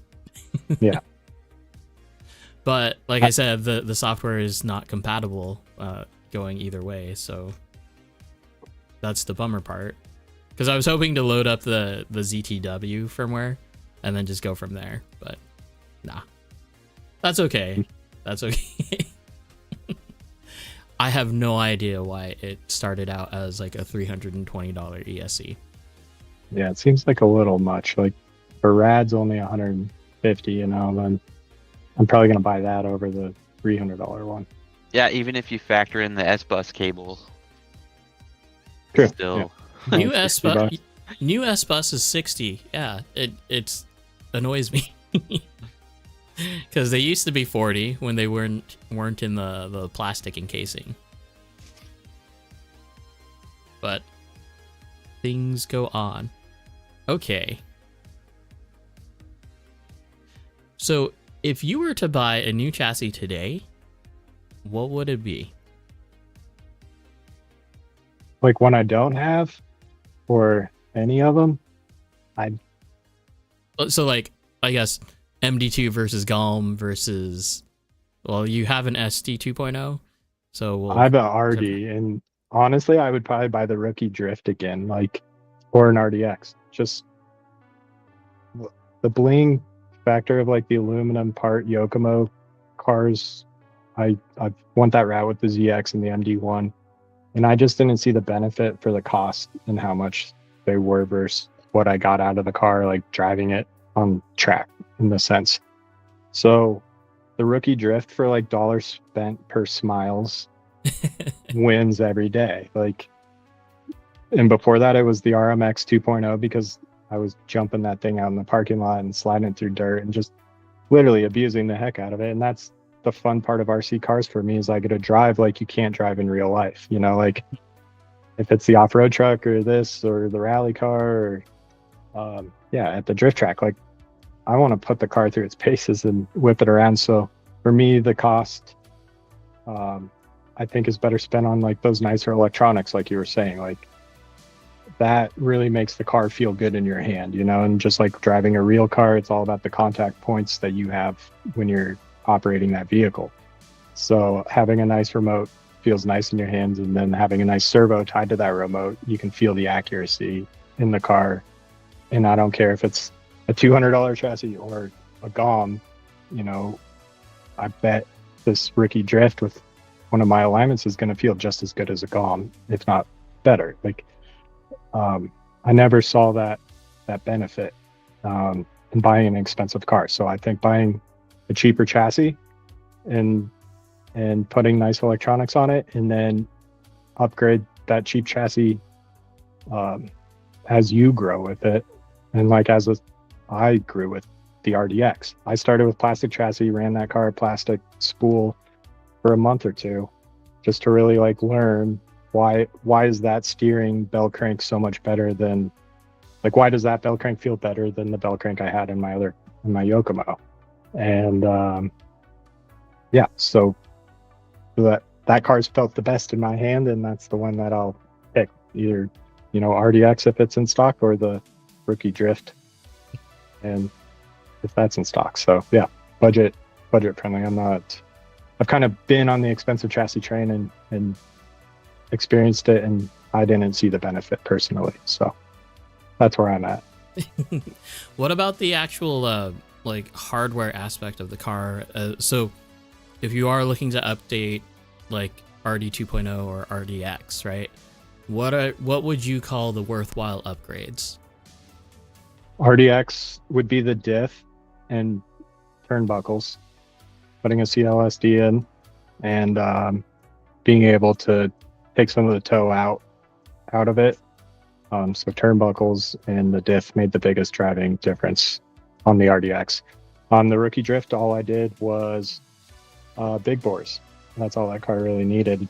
Stock springs still. I put softer Rev D springs on to see if chassis wanted to be a little lower, but it drove worse. So I put the stock springs back on, drove better. And it's just a big bore. I drilled the pistons. It's like a 4-hole in the front and 8-hole in the rear. And then stock oil.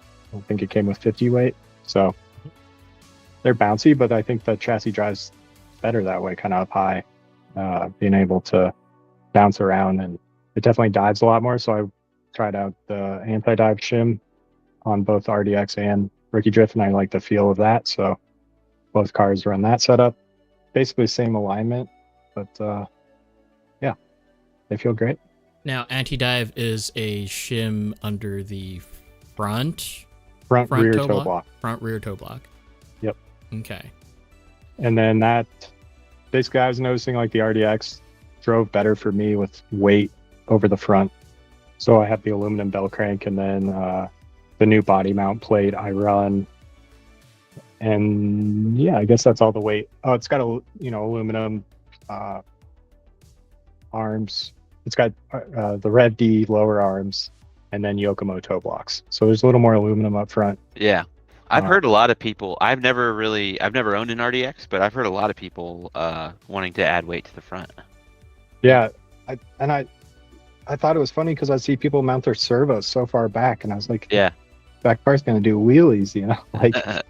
But yeah, I like a little weight over the front, and then that body mount system I have, like this new titanium plate, moved it back a little bit to centralize the weight from the body. Instead of hanging it way over the front of the bumper, I brought it back because I thought that it was diving a little too much. I think that's a very it's a good point you make there. Like, people, I don't really ever think about. I mean, I kind of do, but where your body mounts to the chassis is where that weight will be applied.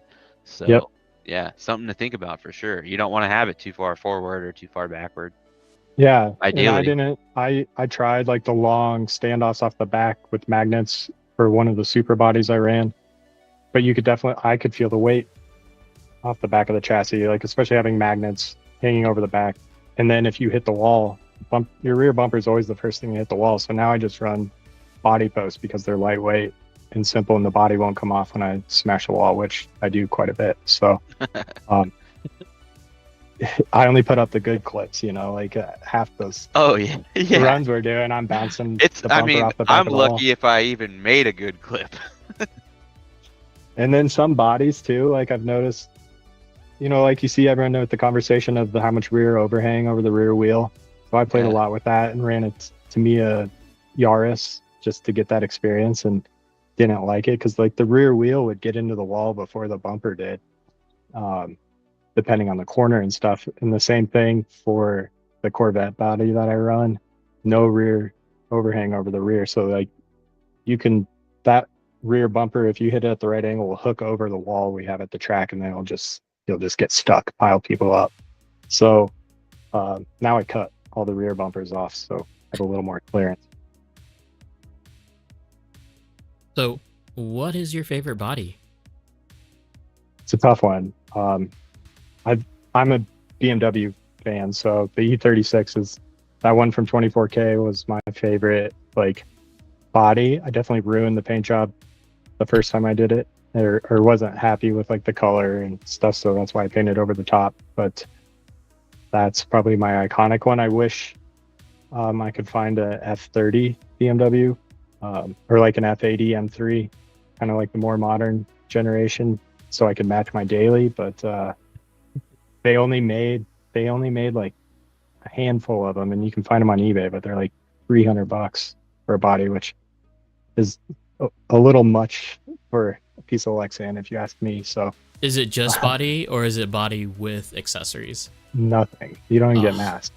Just somebody made a mold and pressed these bodies. I think they were for like touring cars, so they're like 190, so pretty narrow.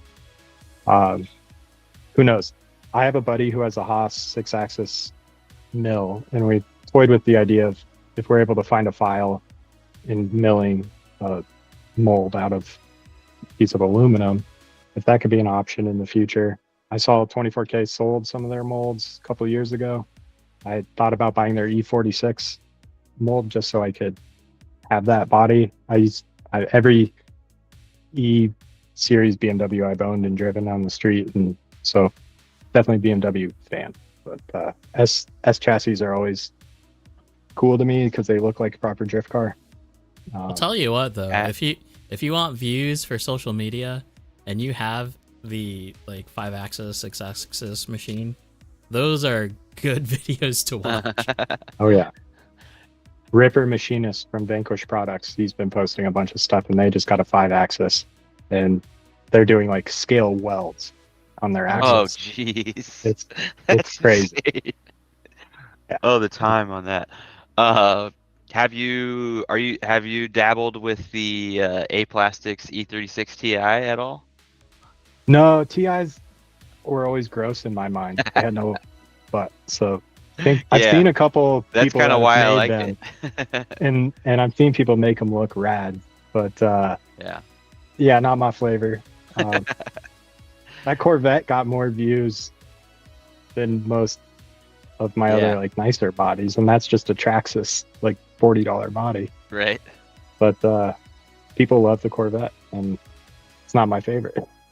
But yeah, I think like I like pro drift car looking bodies. I guess I'm not a fan of like 86s. Not a fan of Same. I had an A90. I like those, but not my favorite. I don't know. It's just BMW's kind of one I always seek to find. I've been debating if I'll do the A-Plastics E46 and kind of do a street car version of that. So maybe we'll see. Baby. Logan's our resident Beamer guy. It's hilarious. I'm not even a BMW guy, but 75% of my RC bodies are BMWs. Funny how that works. It's not even intentional in any way. They're just it happened. Is it just because it's a short rear end? Yeah, the wagon was, I just thought it was the coolest looking wagon. That's what I wanted. The E36 Ti was just because it was short and it wasn't an 86. And then the PDX Team one was just, it was the one that we all could agree on, basically, and was very cheap. So here we are. I now have 3 BMWs. Chris in chat, awesome. New 86 or old AE 86? He's the one that asks this every single time because he has an AE 86. I think the new one's way better. The old one's kind of silly because a cartoon made it popular. They're terrible cars for drifting. I mean, in the real world. Boom, roasted. I'm an Initial D fan. That's gonna be fairly here comes I know I'll comments. spark some. I'm happy to do that. Just Like, because what? That's something from the real drifting. Like in the real world, kids that had like an old Corolla thought they could go to the track and drift it, but you can't. You gotta put 10 grand into that thing to even get it. Yeah. To do Yeah, anything it was cool. it's like it was cheap and available, I feel like, but it wasn't actually like in stock form a great. Like a Cressida or something is a better option than a Corolla. Stock cars, right? Takami's 86 was not a stock car by any means. His dad did all the wheel work. Like, anyway. Oh, like the story of Initial. Yeah, the actual story. I only learned about it because of the song Xavier Wolf made about that.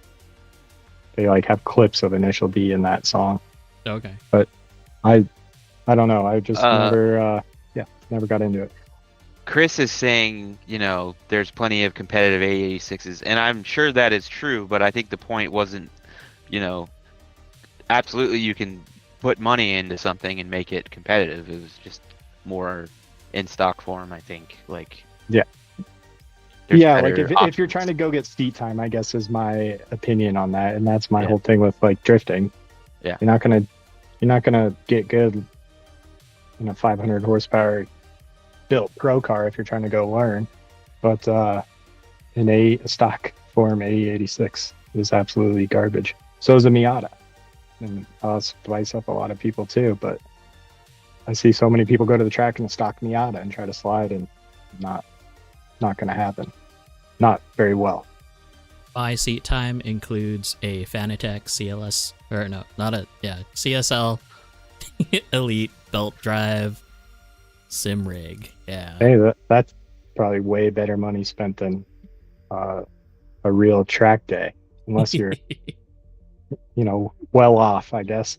But I spent $2,500 in one comp weekend, and I was like, "What the hell am I doing with my life? I'm not getting paid to do this, but I'm having the best the best time I ever could have in a car. But the reward never matched the outcome, I guess, or how much I put into it.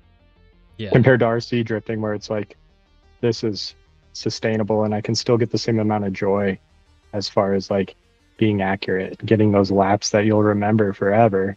It's just like in being in a real drift car, you have one of those epic laps, you're never going to forget that. And been there and done that. Now I can do that with these things and do it over and over and over and over. And that's fun to me. 100%. Okay. So let's go pop over to product watches really quick. There's only a few things. Actually, I think there's only one thing. Did we talk about the Team AD bumpers? I don't think so. They're kind of cool. They're kind of interesting. Let's get one of those up here. They're super lightweight from what I saw too.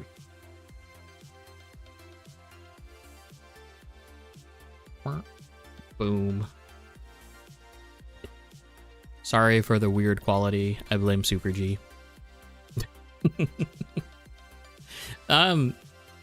So kind of an interesting topic or design choice here, like 2 pieces.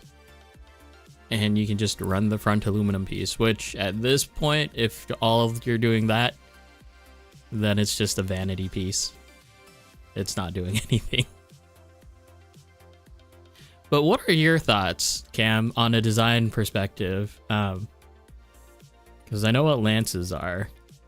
I mean, I think, it's obviously all their stuff is well-designed aluminum, but like you said, it's a vanity piece. And if you want to match the rest of the aluminum on your chassis, it's probably a cool part to have.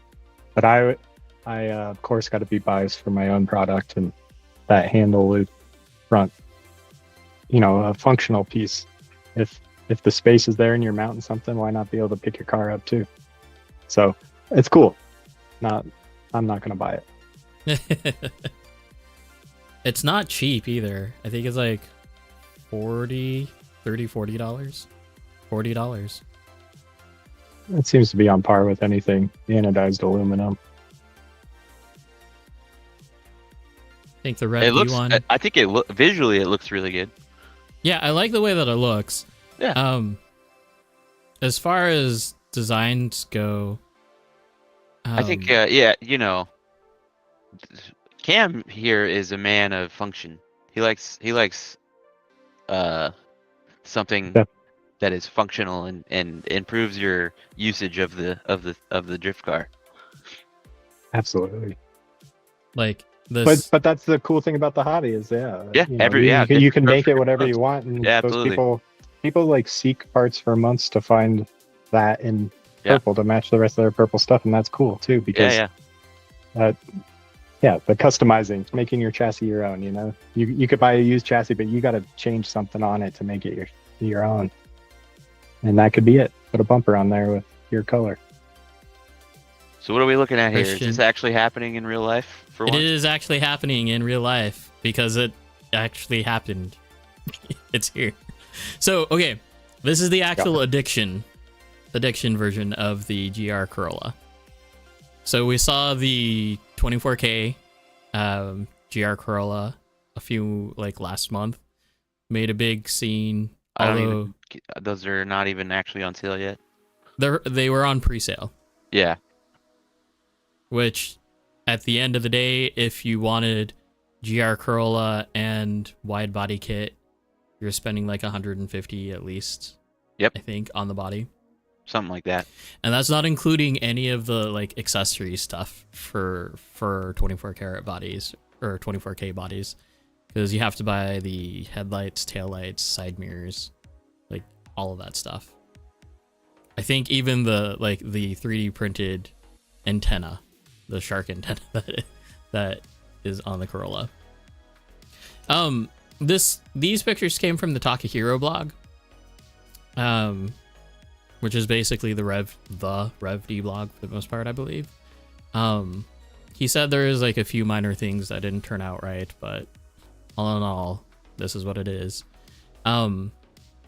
And this is pretty much a stock GR Corolla like you would see it on the road today, right?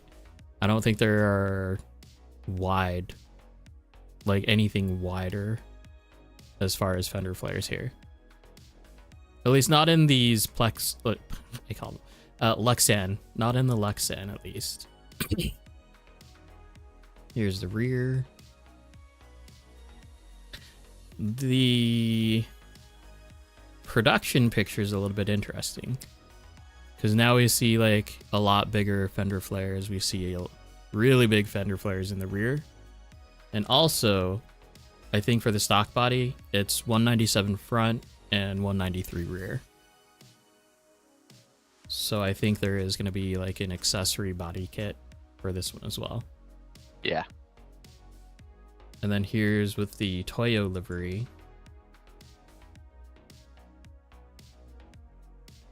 And I think that this is going to be one of those bodies that has to be like pretty busy or like a livery on it for it to like fill all the spaces. I don't like the rear spoiler though. Yeah, that one is probably my least favorite out of what I've seen. We talked about these the other night, and like for me, I really wanted one like a year and a half ago, and I think the ship has kind of sailed for myself. It just took too long. Isn't that I've funny? been seeing so many getting hyped up that I know now that, like, if I got one when as soon as they were available, I know it would just be like the MST or the 86, and I'm just like, nah, I'm good. I feel like if I got one a year and a half ago, I would have been the only one running one. Well, also consider this, because it's a wagon, like hatchback. Yeah. You have to come up with a different mounting system. Yeah, you do have to. You're gonna have to do some tall posts in the rear for sure. So either really tall posts, or they already have, like I think they've already shown a body mount solution for it, and it's like a reverse mount, like standoff situation, which is fine. That's how I mounted mine, like standoffs coming straight out the back, that one through the hatch. Yeah. So that's all we have for product watch. I haven't seen a lot of stuff like hit the websites as hard as it does like when an RDX upgrade comes out. It's kind of funny. Like nothing is influential or like as polarizing as like a CLSD or anything like that. Oh, hey Cam. Yeah. CLSD all day or gear diff or ball diff? CLSD or gear for sure. Ball diffs never worked for me. Okay. They're not consistent. They loosen up. I ran them in mini Bs too, and then I ran them in the MST, and then I think I tried it in the YD2 and just went back to a gear diff. But then once I put the CLSD in, that changed everything. It's just like you could feel what accuracy should feel like.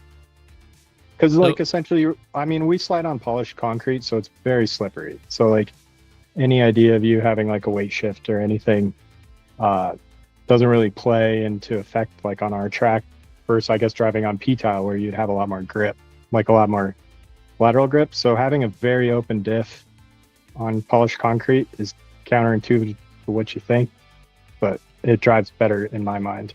And this thing's open like to the wheel free spins without much effort, and that's 8 gear hard spring, I believe. Yeah, I think for us the amount of friction that our tires have on any surface is so much less than anything in real life that I just, it's more beneficial. You don't need the lock to create slip in the tires. Well, I think it actually, like open diffs creates more grip. Yeah. For me, like control in the corner. Being able to control it more in the corner. But I think learning on a spool is a great idea. Like that stock RDX diff ripped. Like and you know it's going to be consistent in every corner. You know that the wheel's not going to open up, or the diff's going to open up if you're off throttle a little too much. It'll just keep sliding with the same trajectory and rate it will until you until you throttle out. Where like the CLSD, I could lift a little too much and grip it up and it'll pull forward in the corner rather than like keeping the RPM up to keep it sliding. So it's just a different feel of driving. Yeah. Or like the ball diff, I would have it tight, and then by the end of the night it's fully loose and I'm gripped up like crazy going like, what the hell's going on here? But I see. Yeah. I like to just have the car feel the same lap after lap. And then that way, if I make changes to the steering or the rear link position, I can be like, oh yeah, that helped, or that didn't help. But right now it's kind of set up to where I really like it. And really it's, fairly stock alignment setup because those companies put a lot of research into these cars and, they tell you what works and you add a little tune or take a degree or two out here and there and they drive great. And there's no need to do way too much and then kind of confuse yourself or get somewhere too far into your alignment. Kind of going back to what we were talking about earlier is, the one thing you would change to help yourself when you were learning, like the front toe setting and like what your Ackerman is at changes so much about how the car drives and how easy or hard it is for the gyro to help you. I was driving today, and I had, in my opinion, what was a little bit too much toe out, and my car was like very aggressive and snappy, but it would tend to over rotate easily. And I put in a half a turn on the turnbuckle to bring it in a little bit, and that fixed the problem. And I even first went a full quarter turn, just a quarter turn on the turnbuckle, and it was like super easy to drive. I couldn't spin it out, but it was very slow because it just wanted to be sideways. So like just a quarter of a turn can make such a drastic difference in the way the car drives and feels. Yeah. It's insane. Like I would make adjustments like a whole couple of turns or, just messing with things, not really understanding it. Like the Ackerman angle and the toe setting is so important. I think toe for sure. I think people think about Ackerman too much. Like I see that question too much in all my posts, and it's not a setting, right? It's a rate that's controlled by your toe and how that toe link is set up. So for me, I had the opposite last night where maybe this servo setting or whatever, but having an extra spacer on the front of that toe arm on the wiper, is having too much Ackerman or negative Ackerman where the trailing wheel was almost turning more than the leading wheel. And that was causing like a snappy feel. So I put that spacer out to open it up, and then I towed it out a little more. So now it's like probably 3 degrees of toe out, but then it felt solid in the corner, and I can still transition how I want to transition. Because I felt what you were saying, where the car would feel lazy, but it was probably having like a ton of positive caster, along with a toe out, quite a big toe out, and like there's all those fine tunes because 2 degrees of toe will make a huge difference in like how fast it will pull out of the corner or how stable it will be in quick corners, or how fast it will catch its ass when you flick it between a transition. And then your front to rear relation will also play into your steering. Like you said, like if your rear is too soft, your front wheels aren't steering. They're just kind of like up there understeering like crazy. So you got to have enough. Just a few turns of that preload also makes a massive difference. Oh yeah.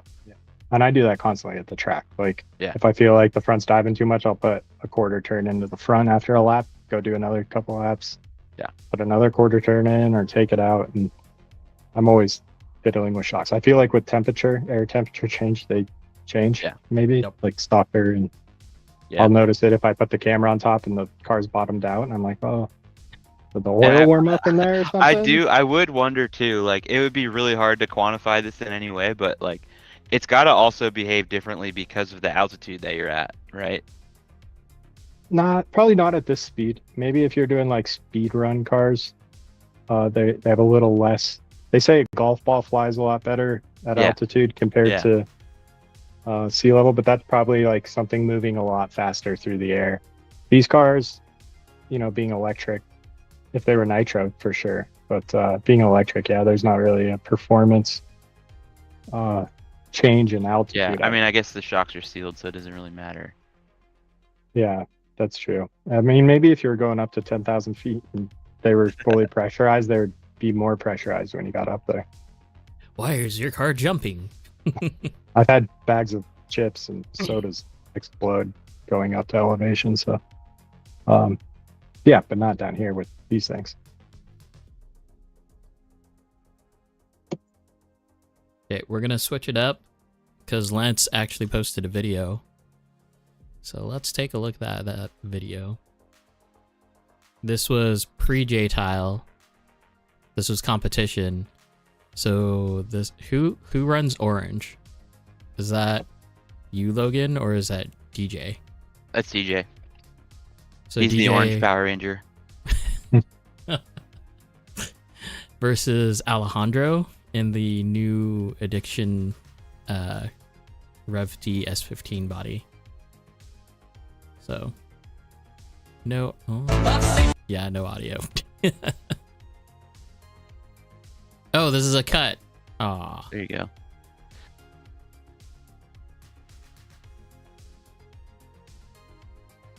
So I do want more of this stuff going on. It can be an Instagram reel. It can be anything. Just post the link in the RC Drift week.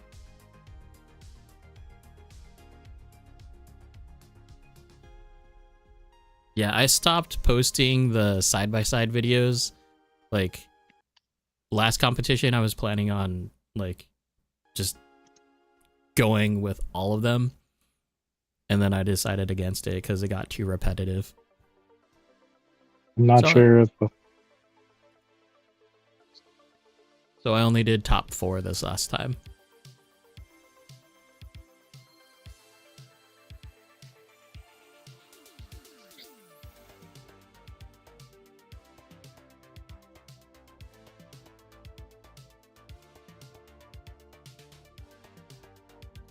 Do you have a problem with driving with cans on the track?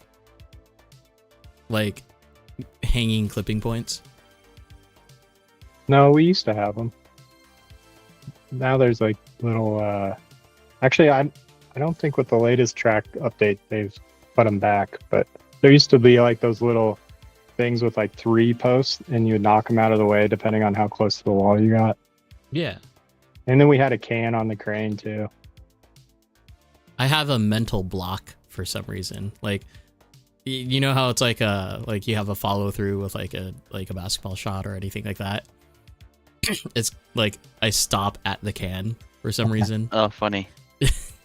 Like it's a parking contest. It's like, okay, I hit the can. Okay, I did it. I'm finished. I definitely enjoy them for non-competition, but during competition, I don't like them at all. I could see that. Yeah.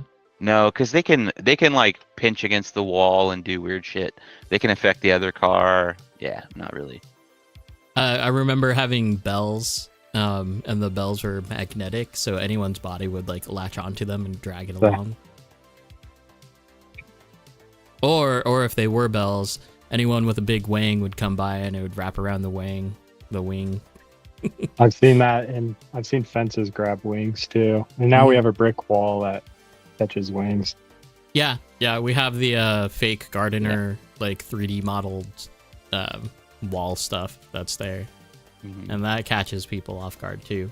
Yeah, we have plenty of people because that wall also has the flag holes all along the top of it, and plenty of people that can go through and just knock every single tree or flag out.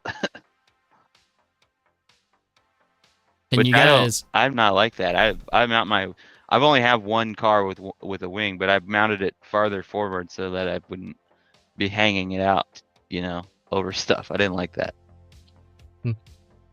If you do have any questions, go ahead and post them. Like, this is an open conversation for everybody, not just us. So feel free to participate. And Logan, did your camera switch? Because it looks like it went to like super wide angle. Yeah, maybe I'm on a new app thing. I didn't do anything to it, but I could probably zoom it in actually. No idea. I'm posting a clip. I'll see if that will work. There we go.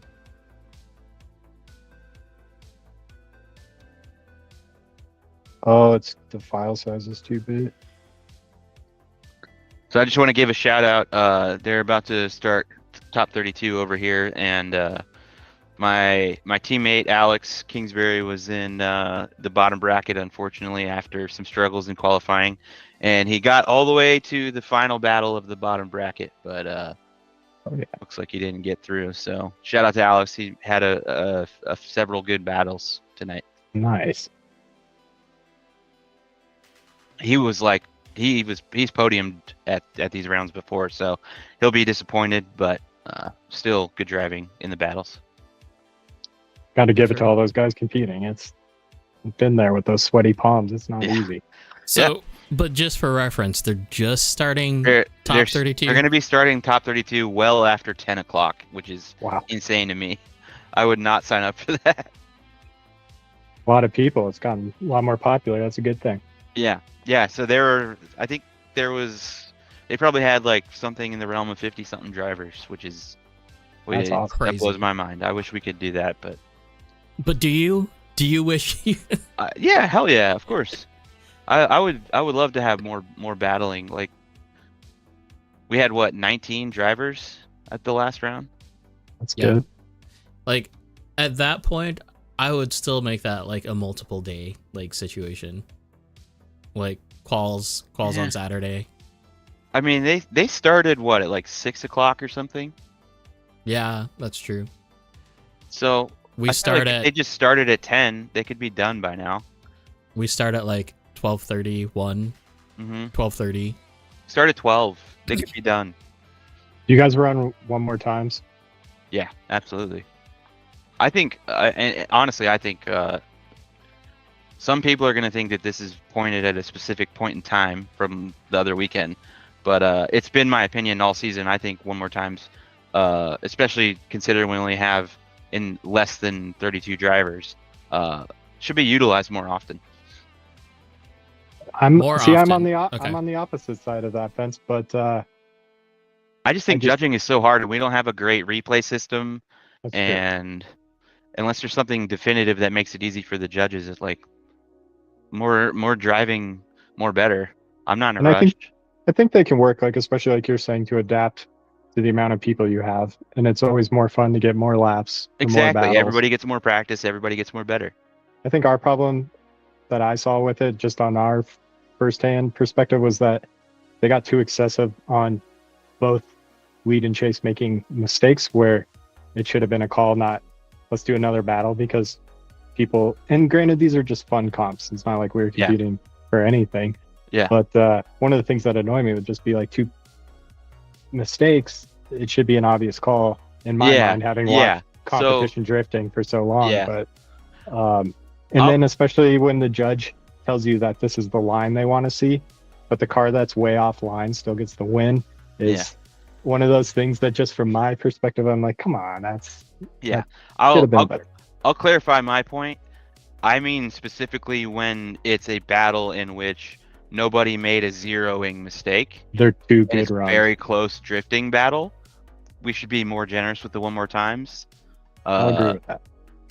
Yeah, when it's when it's people that are both making major mistakes, then it's one thing. But that's just what I saw on ours. I haven't really. I've watched a few of the Super G casts, and I think they do a good job with their judging. But like watching Formula Drift, those dudes have been doing it for 20 years. They'll make terrible calls. But I think they still blow calls. It's kind of crazy. It's a little, they might be a little convoluted with sponsors having, their Rockstar driver get a win on a flatbed tow truck, and then his commercial plays immediately after, and all the judges have a Rockstar logo on their shirt. And Shanahan lost because he might have slowed up because the track was wet. Like, come on. That was like the turning point for me. Like, oh, FD. I thought they had so much hope and promise. Honestly, if that was your turning point, then you made it pretty far, my friend. It's been 15 years that I've been watching it. And, you know, like working for some of the teams. A couple of my buddies still compete. Josh Love and Justin Chestnut. Hell yeah. Josh did pro last year. He's back to pro spec this year just for, you know, budget reasons and stuff. And so I still get a little taste of the pro lifestyle. How much those guys do to get there, you know, it's quite amazing. And then to have the judging be what it is. Or do one run all weekend and go home. So stuff like that makes, you know, again, these RC cars so much fun. But I think, the one thing at the end of the day, like with the one more time thing, like it's always going to be a gray area, like it's a spectrum. So obviously there is a line for everybody, but everybody's line is at a different place. So we're never all going to agree on if it's a one more time or every battle. It's not going to ever happen. So I think that's one thing to keep in mind when you're disagreeing with judging calls or agreeing with judging calls is that not everyone is going to see it that way every time. Absolutely. How about contact?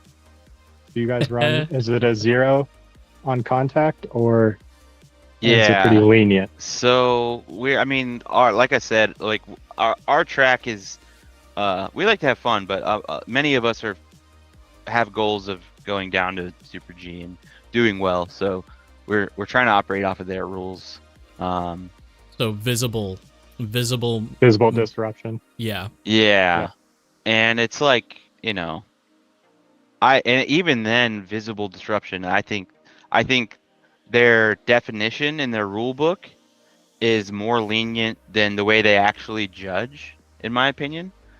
Like I feel like they judge way harsher than their rule book calls for. That's what I've noticed. So like, cause in this, like, it's like, you can't do nothing.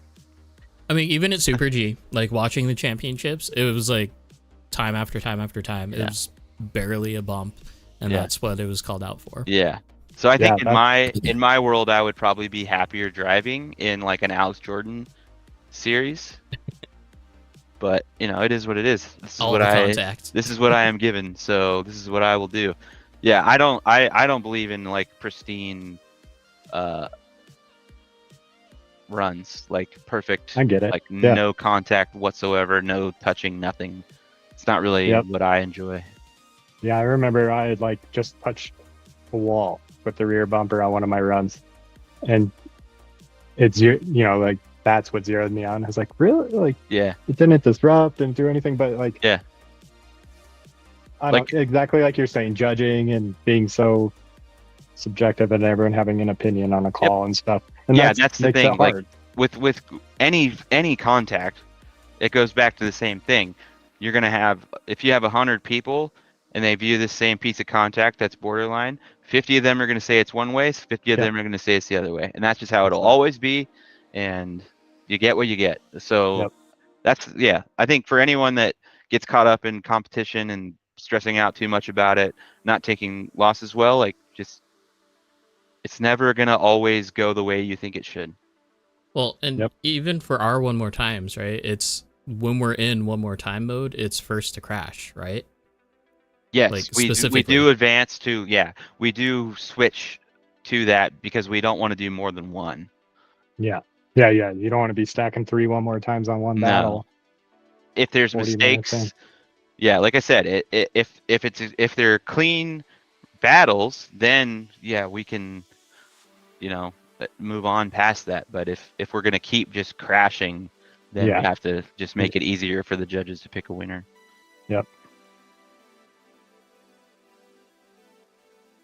Sorry, I'm looking through Roast My Rig stuff right now. Just seeing where we can catch up. I'm gonna take a break. You can't take a break when you have your headset on, Logan. Well, I mean, I'll still be listening, but you won't be able to hear me. Yeah, so just a reiteration, you guys, if you have any questions, comments, concerns, whatever, throw it up in chat. That way we can see it. Because then we can talk about it. Let's see. So let me pop over to roast my rig right now. All right. Maybe we can roast rigs without Logan. For shame. What do you think about the LP86 chassis? I think it's really cool. A couple guys at the track have them. They were in on that first pre-order, and they're out there rolling them around. You know, they look. Mm-hmm. It looks sweet on video. I haven't driven one yet, but I hear a lot of good things about them. I hear it's fun. I think it's cool that it's different. You know, it's not just your standard regular drift car setup. It kind of brings a new, unique dimension to drifting, especially with like a budget-friendly option. That's cool. I've seen guys making carbon parts for him, like that top arms, all that stuff's in carbon now. And okay, I don't know how I feel about it because I haven't driven one with the carbon parts on it, but knowing that this chassis is supposed to roll and supposed to flex the way that it does right now already, right? Because when you hold it in hand, it's a limp noodle. Like, it's like a crawler flex. Yeah, I felt it. So, like, I'm curious of how stiffening up, just with even carbon, right? Even thin carbon will probably be more stiff than this. How that's going to change the dynamic of the car. Make that rear pivot point work a lot more, I guess. Mm-hmm. But yeah, it is interesting. It would be cool to drive the composite one and then drive a carbon one back to back to see. But now, seeing how this was built, like I definitely looked at one pretty up close. Like you essentially could build a body mount that rocked that much, or have your body on a central pin. Yeah. And you could get the body to roll over just centrifugal force and have the chassis be totally That's what rigid. I was going to say. Like, you can throw a stiffer deck in that all you want. It's still going to roll crazy because the deck's not actually really flexing that much. Yeah, that whole rear transmission's on its own pivot. Yeah. Well, what about the front end, right? Because the whole that's front where it'll end... make the difference. Well, the spring is on the hub. Oh, the spring part, yeah. But that whole torsion bar, like I could see how that probably make it feel a little more accurate if you stiffened up that that front arm, because the spring for the chassis is actually in the hub. Yeah. I don't know. The way that car works is it's just like a totally dead suspension, and then the body just rolls a lot. And like in theory, you could run a solid shock on a regular chassis and kind of see what that feels like too, maybe. Because we have tons of people that do. Do they run solid shock? Well, I mean, not intentionally. They just don't know how to. They're too stiff. I have a question for the chat. Where the hell is Mark? I was wondering the same thing. He was here at the very beginning. Where'd he go, dude? Mark's great. He's made me a lot of cool stuff over his first comment, and he's always the first to comment. Yeah. So you guys can race if you want to, but his first comment was at 444. Mitch held it down for a while. I think Azza got some in there. I haven't seen Azza tonight. Yeah, I haven't seen Azza. Yeah, Mark was. I feel like Mark's been missing. MIA. He was here, but usually he's here all night. Must be watching the Super G stream. Okay, so welcome to Roast My Rig, Logan. Welcome back. Here we go. So we are looking at an LP86. We are. With some Hobby Wing electronics, maybe? I don't know. Maybe a rocket motor with that V5. That's a Yokomo motor. Yeah. I feel like we need to establish like a percentage that is acceptable to spend on electronics. Aren't these supposed to be running brushed 370 motors? Yeah, you can't have put boost. a 10.5 in there. It might be a little yeah, cool. yeah. You need a 15.5, no boost. Well, the spur is directly to the axle. Have you seen the pinion on these guys? Yeah, it's got to be pretty big, right? Nope. No, it's Other tiny way. because the It's pinions super do- tiny. or the Oh spurs- yeah. Like it's super tiny. Huh. I love that technology. Just Is put this the a gear ball on diff? the axle. It's like a go-kart. Is this a solid diff or a ball diff? I don't remember. I think it's a ball diff. I'm pretty sure it's a diff. Huh. Yeah, it has slip in the axle. I mean, that seems like just a. That looks excess. like it's solid though, with that ridge. It does look solid. I think that seems like it's excess. Like So okay, this is if a you're gonna hobby do wing. this car, like just It's a hobby Great. wing just stock, so no timing. But this is a 10.5 or a 13.5. no, rotor. that looks like it. That looks like the fancier one. That doesn't No. look like mine. It says just stock. This is an older version, Oh, okay, like old version. it's an XR10. Yeah, just stock. Yeah, It's- but mine's not even an XR10. Yeah, you have like the easy run, right? It's a quick run, I think. Or the yeah, whatever. I know which one you're talking about. Okay. Yeah. Looks So like a these- solid setup. These things when they drive, it's interesting. Like when I drove Todd's, it had all the speed in the world when it was in corner because of the weight shift, but it wasn't very good at like just getting started up. And that Bro, was that's my the dustiest ESC I've ever seen in my life.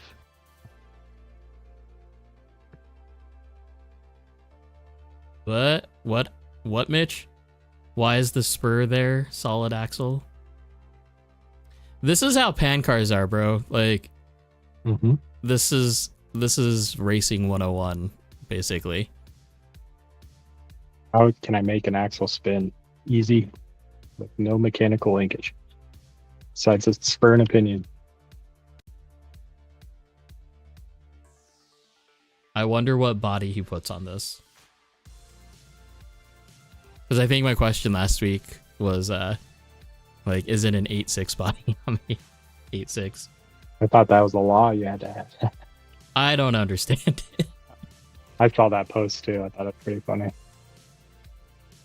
Or it's got to be like pre-1980s, at least. It's Another not old actually school. attached.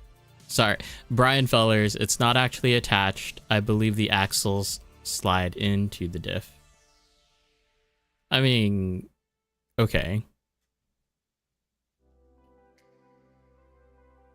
That's still Yeah, it's a ball. It's a ball dip. It's still splined in there. yeah. That makes sense of how it drove then, because it didn't drive like a solid axle. So here we are moving on to Judd with the fully RDX. spec'd RDX. Fancy RDX. Now, with how many chassis that have come out for the RDX since it's been out, don't you think Rev D was a little late to the game? Oh, releasing 100%. theirs? It Like, seems like just it a took month a ago? very long time to make a deck, from That my looks understanding, that is great. very similar to the MC1. Or is it just an MC1? I think Judd said it's repurposed. basically like there's two holes that are different. Well, it's got to be different for the front end, right? Because, Yeah. like, For the bulkhead. yeah, Rev D bulkhead does not match the YD2 bulkhead. I don't know why the pink wire is a thing. Like, I like Judd. pink, I It's just Judd. don't know why. Cause Judd. Is this the abrasion from? Yes. No, but I mean it's not much better than that. If But at all better. Judd, I think if- we just, even though we were sweeping it a lot and we were doing no shoes, I think we still just need to clean it really well one more time. And Judd, if this is your tire wear, you have problems, my guy. Yeah, What's the wrong problem? side of the tire. On Got some positive. the outside. It's like, how are you doing that? Why are you just getting flip the tires? Yeah, Sometimes I'll do that. That could be that could very much be possible. This man has 15 chassis. That is a Yeah, possibility because flip it's an the tires, you LF3. get a little more life. Well, We do. We have been known to flip some tires. That's definitely possible. well, not with DRPs, because DRPs are one way only. I was flipping DRPs all day, baby. I don't have that kind of money, dude.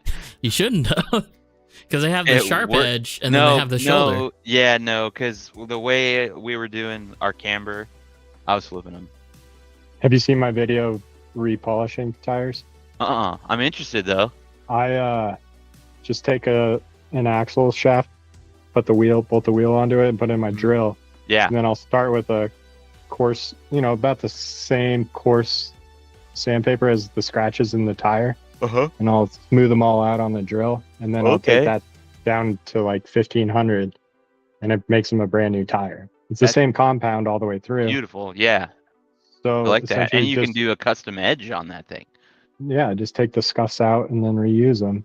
And I wonder if there's anything in the rule books about that. Super G rules there are. You can't scuff or do any prep on the tire. Okay. But I don't do comps, so I just get the most life as like can out of the tire, and when they get so bad, I'll run them outside and burn them off. So, but we run LF5s. They seem like they're pretty hard and last a long time. Yeah. What surface are you running on? Polished concrete. Do you have problems with LF5s delaminating after a while? I've gotten a couple sets where like they sometimes seem like they get a little blister on them, but it wears itself through. That's happened like on maybe 1 or 2 sets, but the latest like package they haven't been bad. Okay, it was a pretty like normal occasion when we were running them over at Northwest. Only a handful of us were running them. We ran Rev Ds first, and then went to the LF5, and I like the LF5 better. Like, it seems like it's more consistent on our track, where like the Rev Ds would like be slick and then all of a sudden get so grippy and super fast and couldn't drive with anyone. So this is like the standard tire for the track they sell them there. What is going on with this front shock tower? Is that a Lance prototype something? It must be, but it's 3D printed. So it's definitely from Lance. Looks a little taller too. With the good luck, brother. Who's up? I'm just saying good luck. I'm excited to see how long that lasts. The way we were driving last night, and it's like, all the team PDX guys were like, all right, everybody's going to be responsible and smart, and people are driving backwards and going through shortcuts when they shouldn't. Like, there was more damage and carnage. I think 3 people left with their steering like several degrees off of center. It's like, isn't this for like all the fucking huge bash nights, not when it's like all of us? Saw like multiple head-on collisions. Wait, where was this? At PDX last night. It was just it was just the team minus Austin. So me, Jake, Judd, Chris, Kenny, DJ. Poor Austin. Yeah, so this literally 100% looks like an MC1 deck. Right. Like minus a few chassis holes. Yeah. But yeah. It seems so basic too, for like if they were able to see what other people were putting out. Yep. As far as like design and weight. Yep. This is like the most basic version, which I get it. Manufacturing standpoint, that's probably a lot cheaper to produce, but we're talking, this is what, a year and a half after that car came out? Yeah, probably. And they've already had basically that designed and made? Yeah, I don't know why they have those huge side cutouts on the side and left them. We might as well like remove that from the file. It's not a mount, or it's not a sliding bracket. Just extra cost. They have to justify the price somehow, right? Instead of just sending like a 3 rectangle chassis. Yeah, pretty much. Well, it's not a cheap chassis either, right? Like it's one plus $100 something. Oh, wow. Yeah, that's more than I thought. Let's see. If we want MSRP, then we go to Vertex. Which will Vertex load? Maybe? Does Super G have them?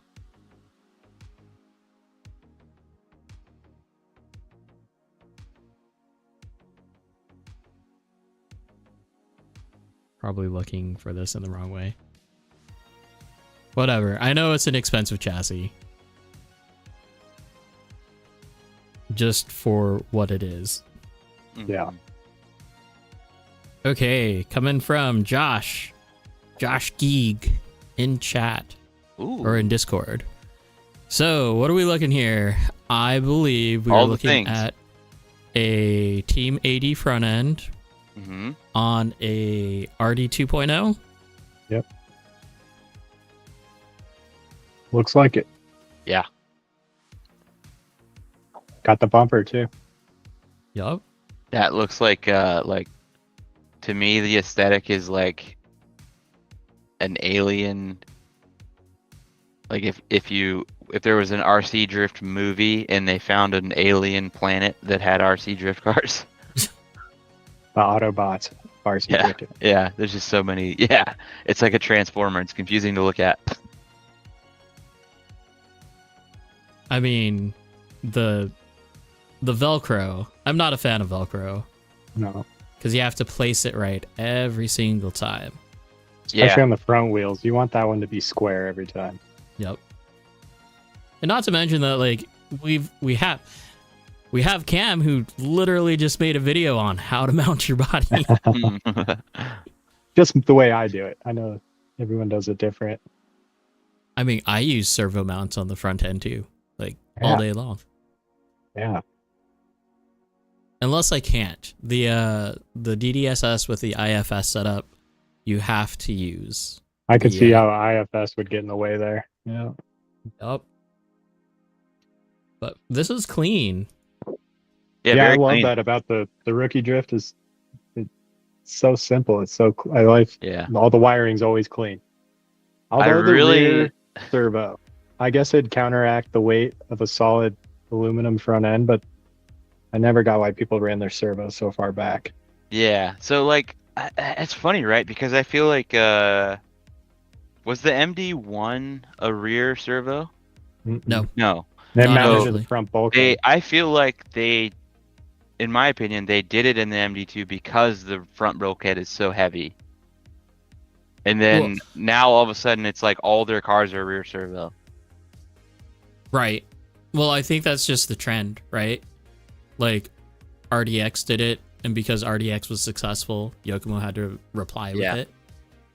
More like Yokomo was so far behind the release curve that they needed to put something out. For my philosophy and for the MD2 and the weight balance that I want, it's very much like I want the rear servo, but I don't know, like it seemed like other cars just kind of got it because that was what they were doing at the time. Just thinking about how much these blue titanium screws are hurts my brain. Like, even though that they're not all over the chassis, it just hurts me. You want to know a little hack for titanium hardware? I don't know if I should share it or not, but RC drone companies sell packs at lengths that you need much cheaper than what these other companies package and sell per chassis. So I've been doing that for a couple of years now, is just buying quantities of titanium hardware. Now all my chassis, even my crawlers, have full titanium hardware. Secrets then out. you can burn them. You can burn them yourself too. So just get a butane torch, heat them up till they turn orange, and then they'll be blue. And I actually got a buddy who's working on like self-anodizing, coloring the titanium with distilled water and a diode and all this stuff. So that's something we're gonna play around with some of the titanium accessories, but making them turn different colors. That'll be a hot ticket I know JSM Hobbies, the guys that do the fancy like bullet caps for battery ends and all the titanium stuff. Yeah, their stuff is expensive. Yeah. It's like $30 battery connectors. They're crazy. I saw like a set of titanium screws for the RDX was like $60-$70 just for hardware. That's on the cheaper end. Like, really? Yeah, like titanium screw sets. Like, I would be more inclined of somewhere cheaper 100s. Yeah, I guess that's more than I thought it would be. So we're looking at it's a charger, right? Yeah, it's a charger. Mm-hmm. You know what this is missing? The yellow plastic chin strap. We've gotten to a point with those where it's so bad because they're all like starting to really sun fade horribly. So they all just look terrible and they're still on. I think that will always go down for me as the wildest like what the hell trend. I mean, Carolina squat's pretty close, but yeah, the bumper covers. I mean, it's so bad.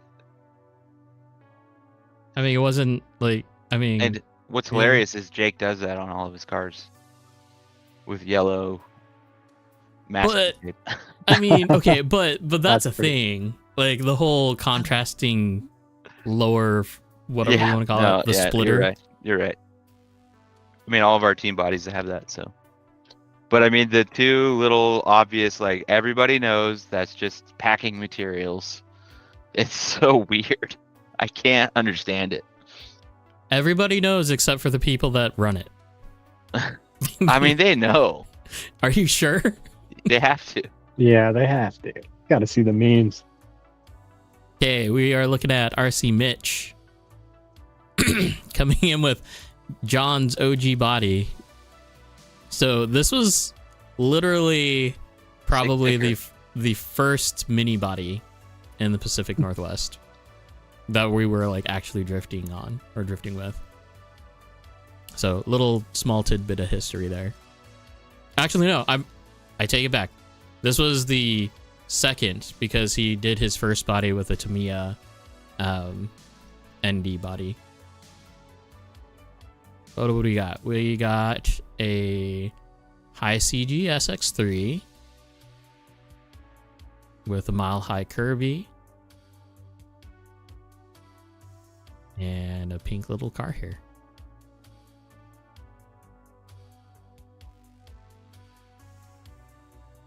With a safe for work servo sticker. Good for you, Mitch.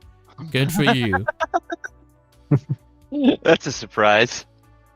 It's sad that I have to say that too. Like, I know. I do gotta say, I'm so stoked. Like, it makes me very happy to see all of the hot dog stickers on everybody's pit boards. I don't have a hot dog sticker. Okay, I mean, you never asked me for one, so. I also don't bring a pit board ever. Okay, and Chris.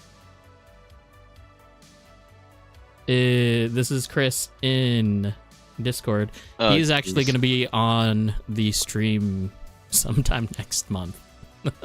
Oh, yeah? Yeah, because we were like, I was ready to schedule him, and then you had brought up like a whole bunch of other people. Oh, okay. Yeah, I have these nights where I just go on a tear. Yeah, so if anyone wants to be on the show and they just want to hang out and do like chill session, we've got 13th and the 27th open of July 2024.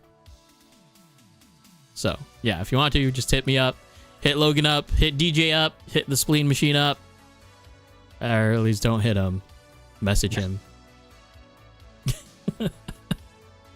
What are we looking at? We're looking at a ST 2.0. Oh yeah, LTS setup. Yeah, I really like these high CG front uppers.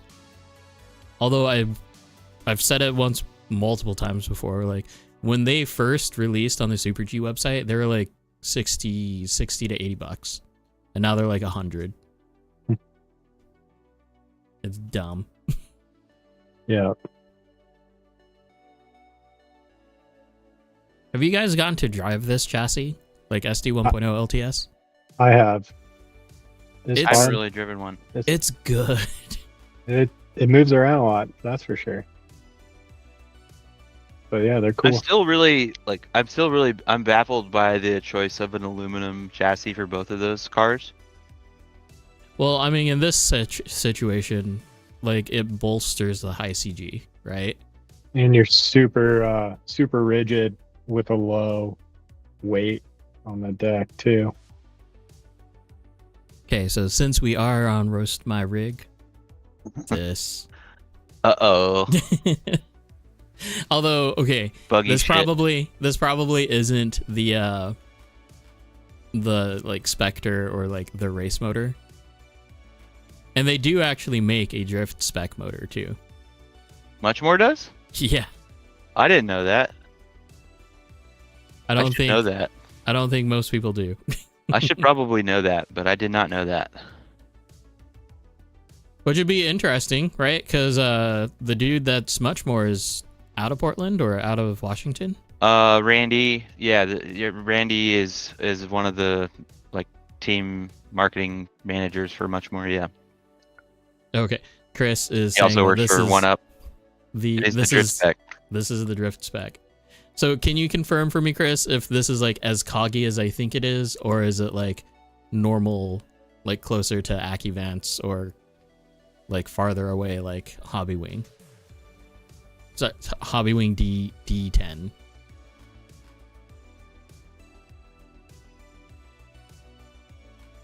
For reference, Chris is out of Puerto Rico. Sweet. And they have a pretty cool scene there. It's very coggy when letting off throttle. That's what I thought. Okay. I will talk to Randy about that. Yeah, because wouldn't that be cool, having a kind of a US spec motor? Yeah. It's a budget build. Dude, Much More motors are not cheap. Like, you can get... What? You can get an Eco Power motor, which is actually pretty good. Not Randy, it's Joe. It's Joe. Joe Pillars. Yes. Yeah. Okay. Fair. Used motor, $50. That's fine. What do we got going on here? We've got like a Velcro mount with servo horns. What is this? Hey, that works too. That's actually genius. I don't. Yeah, like, those parts would normally like sit in the box. You'd never see them again. But hey, button form to function for something else. So is one the high tech one? So 2024, and then the other one is 23, which is 23, 25. Yeah. No, because 25 is being used by the servo, right? Oh, true. So it'd be 23, 24. That's great. I like that. And a Yokomo bumper. Well, not Yokomo, but it says Yokomo. 3D printed.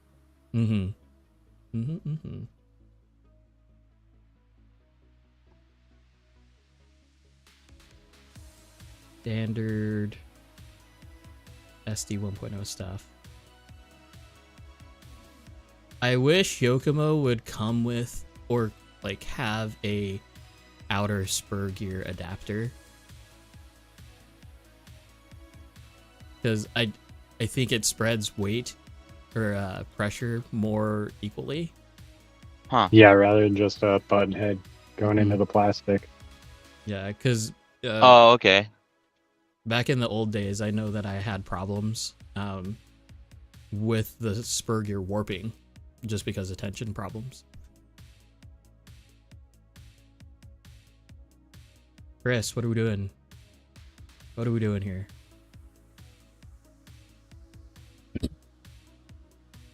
That'd be my roast wiring, but there's only so much you can do.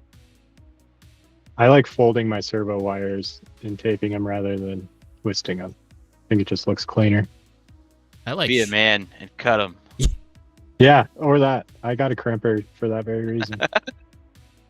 I mean, once you have the tool, then it's like, okay, whatever. Like, then the world is your oyster, baby. You can do whatever you want. Magnet mounts did not go further, so I had to invent something. Okay. Genius. Oh, okay. Gotcha. All right. Good. I have to provide an update from the competition. We just had Jeremy from Driftwell, one of our good friends that we met, and one of my teammates, Xavier. They went to battle in top 32, and it looked like a really tight battle, but it came down to just a little bit of contact from Jeremy in the chase, so they gave it to Xavier. Nice. Just a little bit of contact. Yeah. Contact. It was very nose in, like not matching angle, so obvious. Chaser? Yeah, I think it's a Pandora body. Probably Pandora. Multiple pieces. Yeah, chasers are cool. They got a big booty. What is this sticker? Rack City. Is it Rack City? No. It's probably their own thing.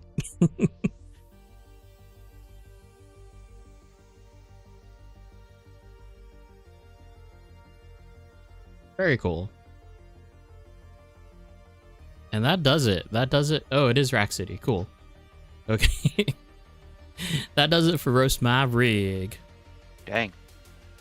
I know, all right. It's like there hasn't been a lot of Discord activity, which I don't blame people. It's been pretty quiet. Yeah. As far as that goes. If I'm honest, for myself, Roast My Rig, it's pretty old fast, but right, because there's only so many updated it's just like we've done it. You know what? You know what about Roast My Rig? There is no Jose pictures. Amazing. Well, he's burnt out right now, so his motor is burnt out. Do you think he's gonna come back? Yeah. Well, in that other episode, you guys were talking about the Frankenstein rides, like Shark front end, AD front end, and mixing and matching. Yeah. That could be the next pinnacle. Is like, who's got the wildest contraption of combination of parts? like nothing box stock. Oh, that's all Mark's game. 100%. Oh, yeah. I've seen, he's the king of that. He's like crawler rear end, YD2 front end. He took one of my chassis and made a giant drift car by bolting like the front chassis onto the rear of an associated buggy and made this huge 8th scale drift car. Like extended Yokomo arms and stuff. It was pretty wild. Yeah,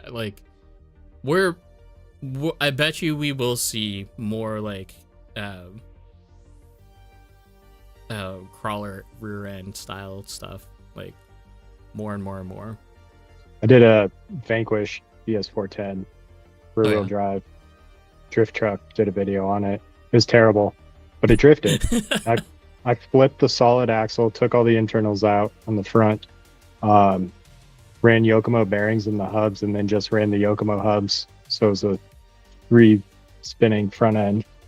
And since I flipped the axle or flipped the hubs, it had a shit ton of negative camber, pardon my language, but bunch of negative camber. And it actually had enough, you could change the caster with the link angle, but it would hold the drift. It had a direct drive motor, so motor straight to the rear pinion, and didn't have the right gearing at all, but was able to make it kind of work. Doesn't the 410 have a 2-speed, an available 2-speed transmission too? No, it's selectable overdrive or rear dig, but you could kind of half shift the dogs in there, so it'd be rear wheel drive only. But I just bolted a drive shaft directly to a motor and bolted a motor plate directly to the skid. So it was essentially the motor going directly to the rear axle. So there's no gearing reduction or anything besides the pinion in the diff. But, slick concrete, it was easy to spin the tires and it was doing fine. But it definitely, after driving an actual chassis, you're like, oh yeah, that's why I stick to those instead of building these crazy contraptions that don't really drive that great, but definitely look cool. We should get one of the semi truck, like multiple gear transmissions and do it that way. Shift through 6 gears all the way through. That would be sick. I always thought it'd be cool if there would be a way to like be able to left foot brake a drift car, because like in a real drift car, that's definitely how you control, you know, being in or out in a corner and being able to maintain angles. So like if there's some way to manually slow the front end down so you could get the rear to pivot around it, even though you don't really need it, but kind of like being able to clutch kick too. So if you could like pause the spur with a slipper, but then let it go really fast so you re-engage. But these cars, the way they're geared, you definitely don't need like a clutch kick in essence to kick them out sideways. It's just squeezing the trigger a little harder. Well, do you think that could be the way of the future though? Like more scale, more drift, more real drift than anything else? I think it could be a cool option. Yeah, like some sort of front brake where you could have it so it's not locking up, but just kind of use it as a left foot brake so you could kind of scrub just a little bit. I don't know though. I don't know if it'd be any performance benefit or not. It might just be like a cool feature to try out, see if it works. The control aspect would be interesting, right? Because you'd need an extra axis to be able to control that linear, like at any sort of dynamic level, right? Yeah. Which, if your trigger finger is already doing something, and then you have a wheel, then all that's left is like the knob. Well, at the buggy competition I was at, these rock crawlers, they're like full rear steer, but then they also have front dig and rear dig. And so these guys are like locking the front axle and turning 2 axles, and then unlocking that axle and locking the rear axle and turning both axles against each other. And it was wild. Everyone was using those MT12 Radio Masters, and they're working some knob or have something programmed. I saw a couple guys with Nobles too using the wheel on there to turn the rear. Yep. The old Sanwa MT4 and the MT4S had like the little lever at the like where your left thumb could reach. I could see that. A great one. I have enough trouble like changing the gain on the gyro on the fly, so I don't know. I could manage anymore. Quick update. We got Charlie going right now against Vittorio. I'll keep you guys updated. Big battle. Big battle for us. The PDX boys. It's fun. I've met Vittorio now, so it's like, I want him to do well, but I'm also like, Charlie's my boy. You want the hometown hero? Yeah, my guy. Take him down. Charlie hit the wall a little bit in his chase, so we'll see. No. What happens? He's running a Midnight Shark chassis. Yeah, Midnight Shark with the Celica Supra body. The piecework Celica Supra. I believe it's a white carbon fiber vinyl hood, like silver painted car, a bunch of black fenders and stuff. It's pretty cool looking. It's tried and true is what it is. Like, Charlie does some good stuff. He's a great driver. He's won rounds out here, so I know he hasn't been driving as much because his transit to the track is pretty long these days. He lives out in Burbank area, so. Well, how long is his drive? About an hour, I think, with traffic and stuff. With traffic? Yeah. That's fine. It would be 30 minutes without traffic. That's fine. I mean, it's an hour and 15 yeah, for me plenty to of get people, to PDX. Plenty of people definitely drive further to go to PDX. What about you, Cam? How far would you go for just the play day? Scales 15, 20 minutes. It's not too far. So I'm definitely fortunate to have that kind of in my backyard. It's like 3 turns from my house, so Nice. Pretty convenient. So they did go with Vittorio on that one. I think Charlie just made some contact with the wall on his chase run. Oh, but contact calls. Shout out to it was too much. Okay. But shout out to Charlie for qualifying in the top 32. That's good shit. So random thing. Like, did you see Vittorio's kind of like post like last week? Yeah. Like that he didn't quit or pulled out or withdrew from competition. Yeah. Well, and then he's in the competition. I think a lot of people were confused by what he was saying. I think all that he was saying is that he's not going to be traveling overseas at the end of this year to do the our Thailand and RCDC stuff.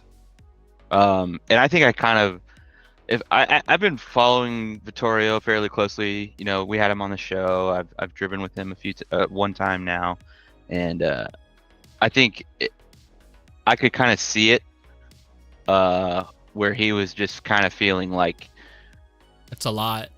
RC drifting was taking up too much of his time and too much of his life, really. So, you know, he's into all kinds of things, doing real car stuff, and obviously he travels a lot for his job. So, you know, I honestly, I read it and I understood it and I wasn't very surprised to see.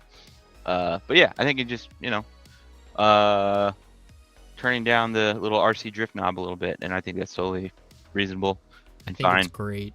Yeah. Yeah, I feel it. I completely relate. Totally. Having seen him for a while. Like, I've never met him, but we've chatted on Messenger or whatever.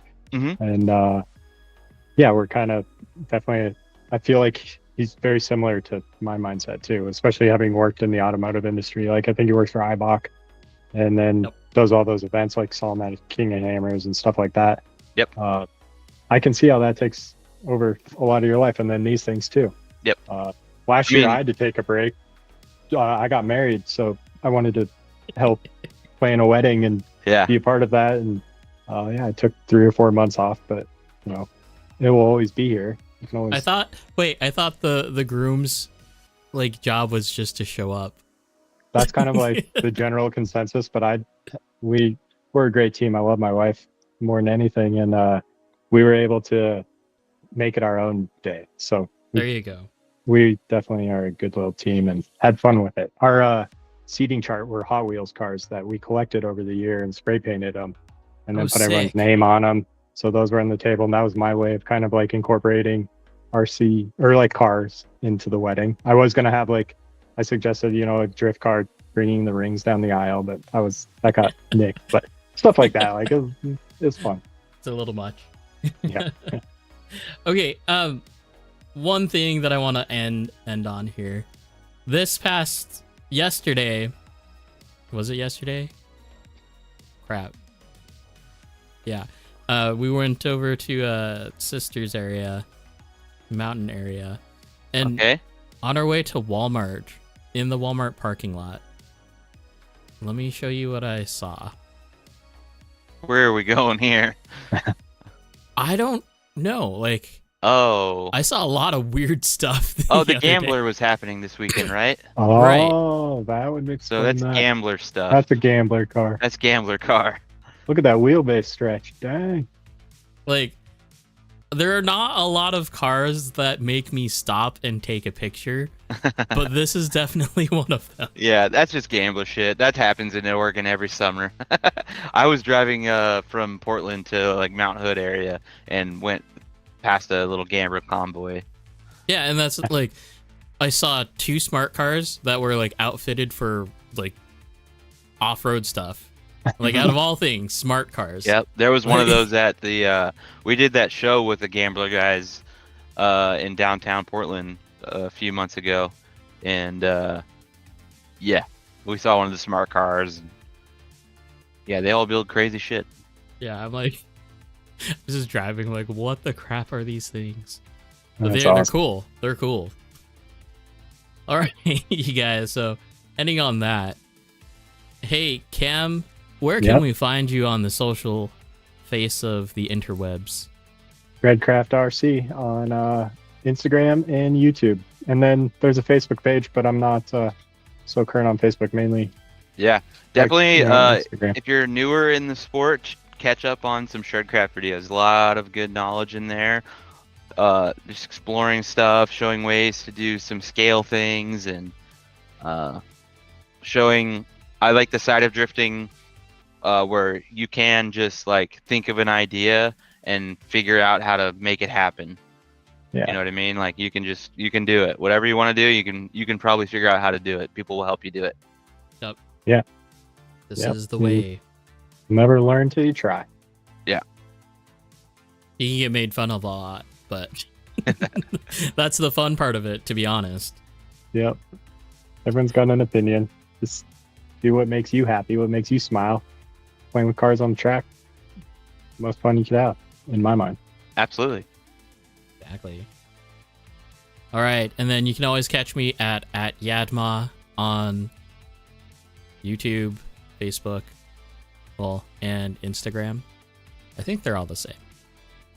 I think I got lucky with that one. And then Logan at Hot Dog Racing. I didn't know if you were going to say it or if I was saying it. Yeah, I didn't know if you were going to say it. Hot Dog Racing US. Hot Dog Racing US.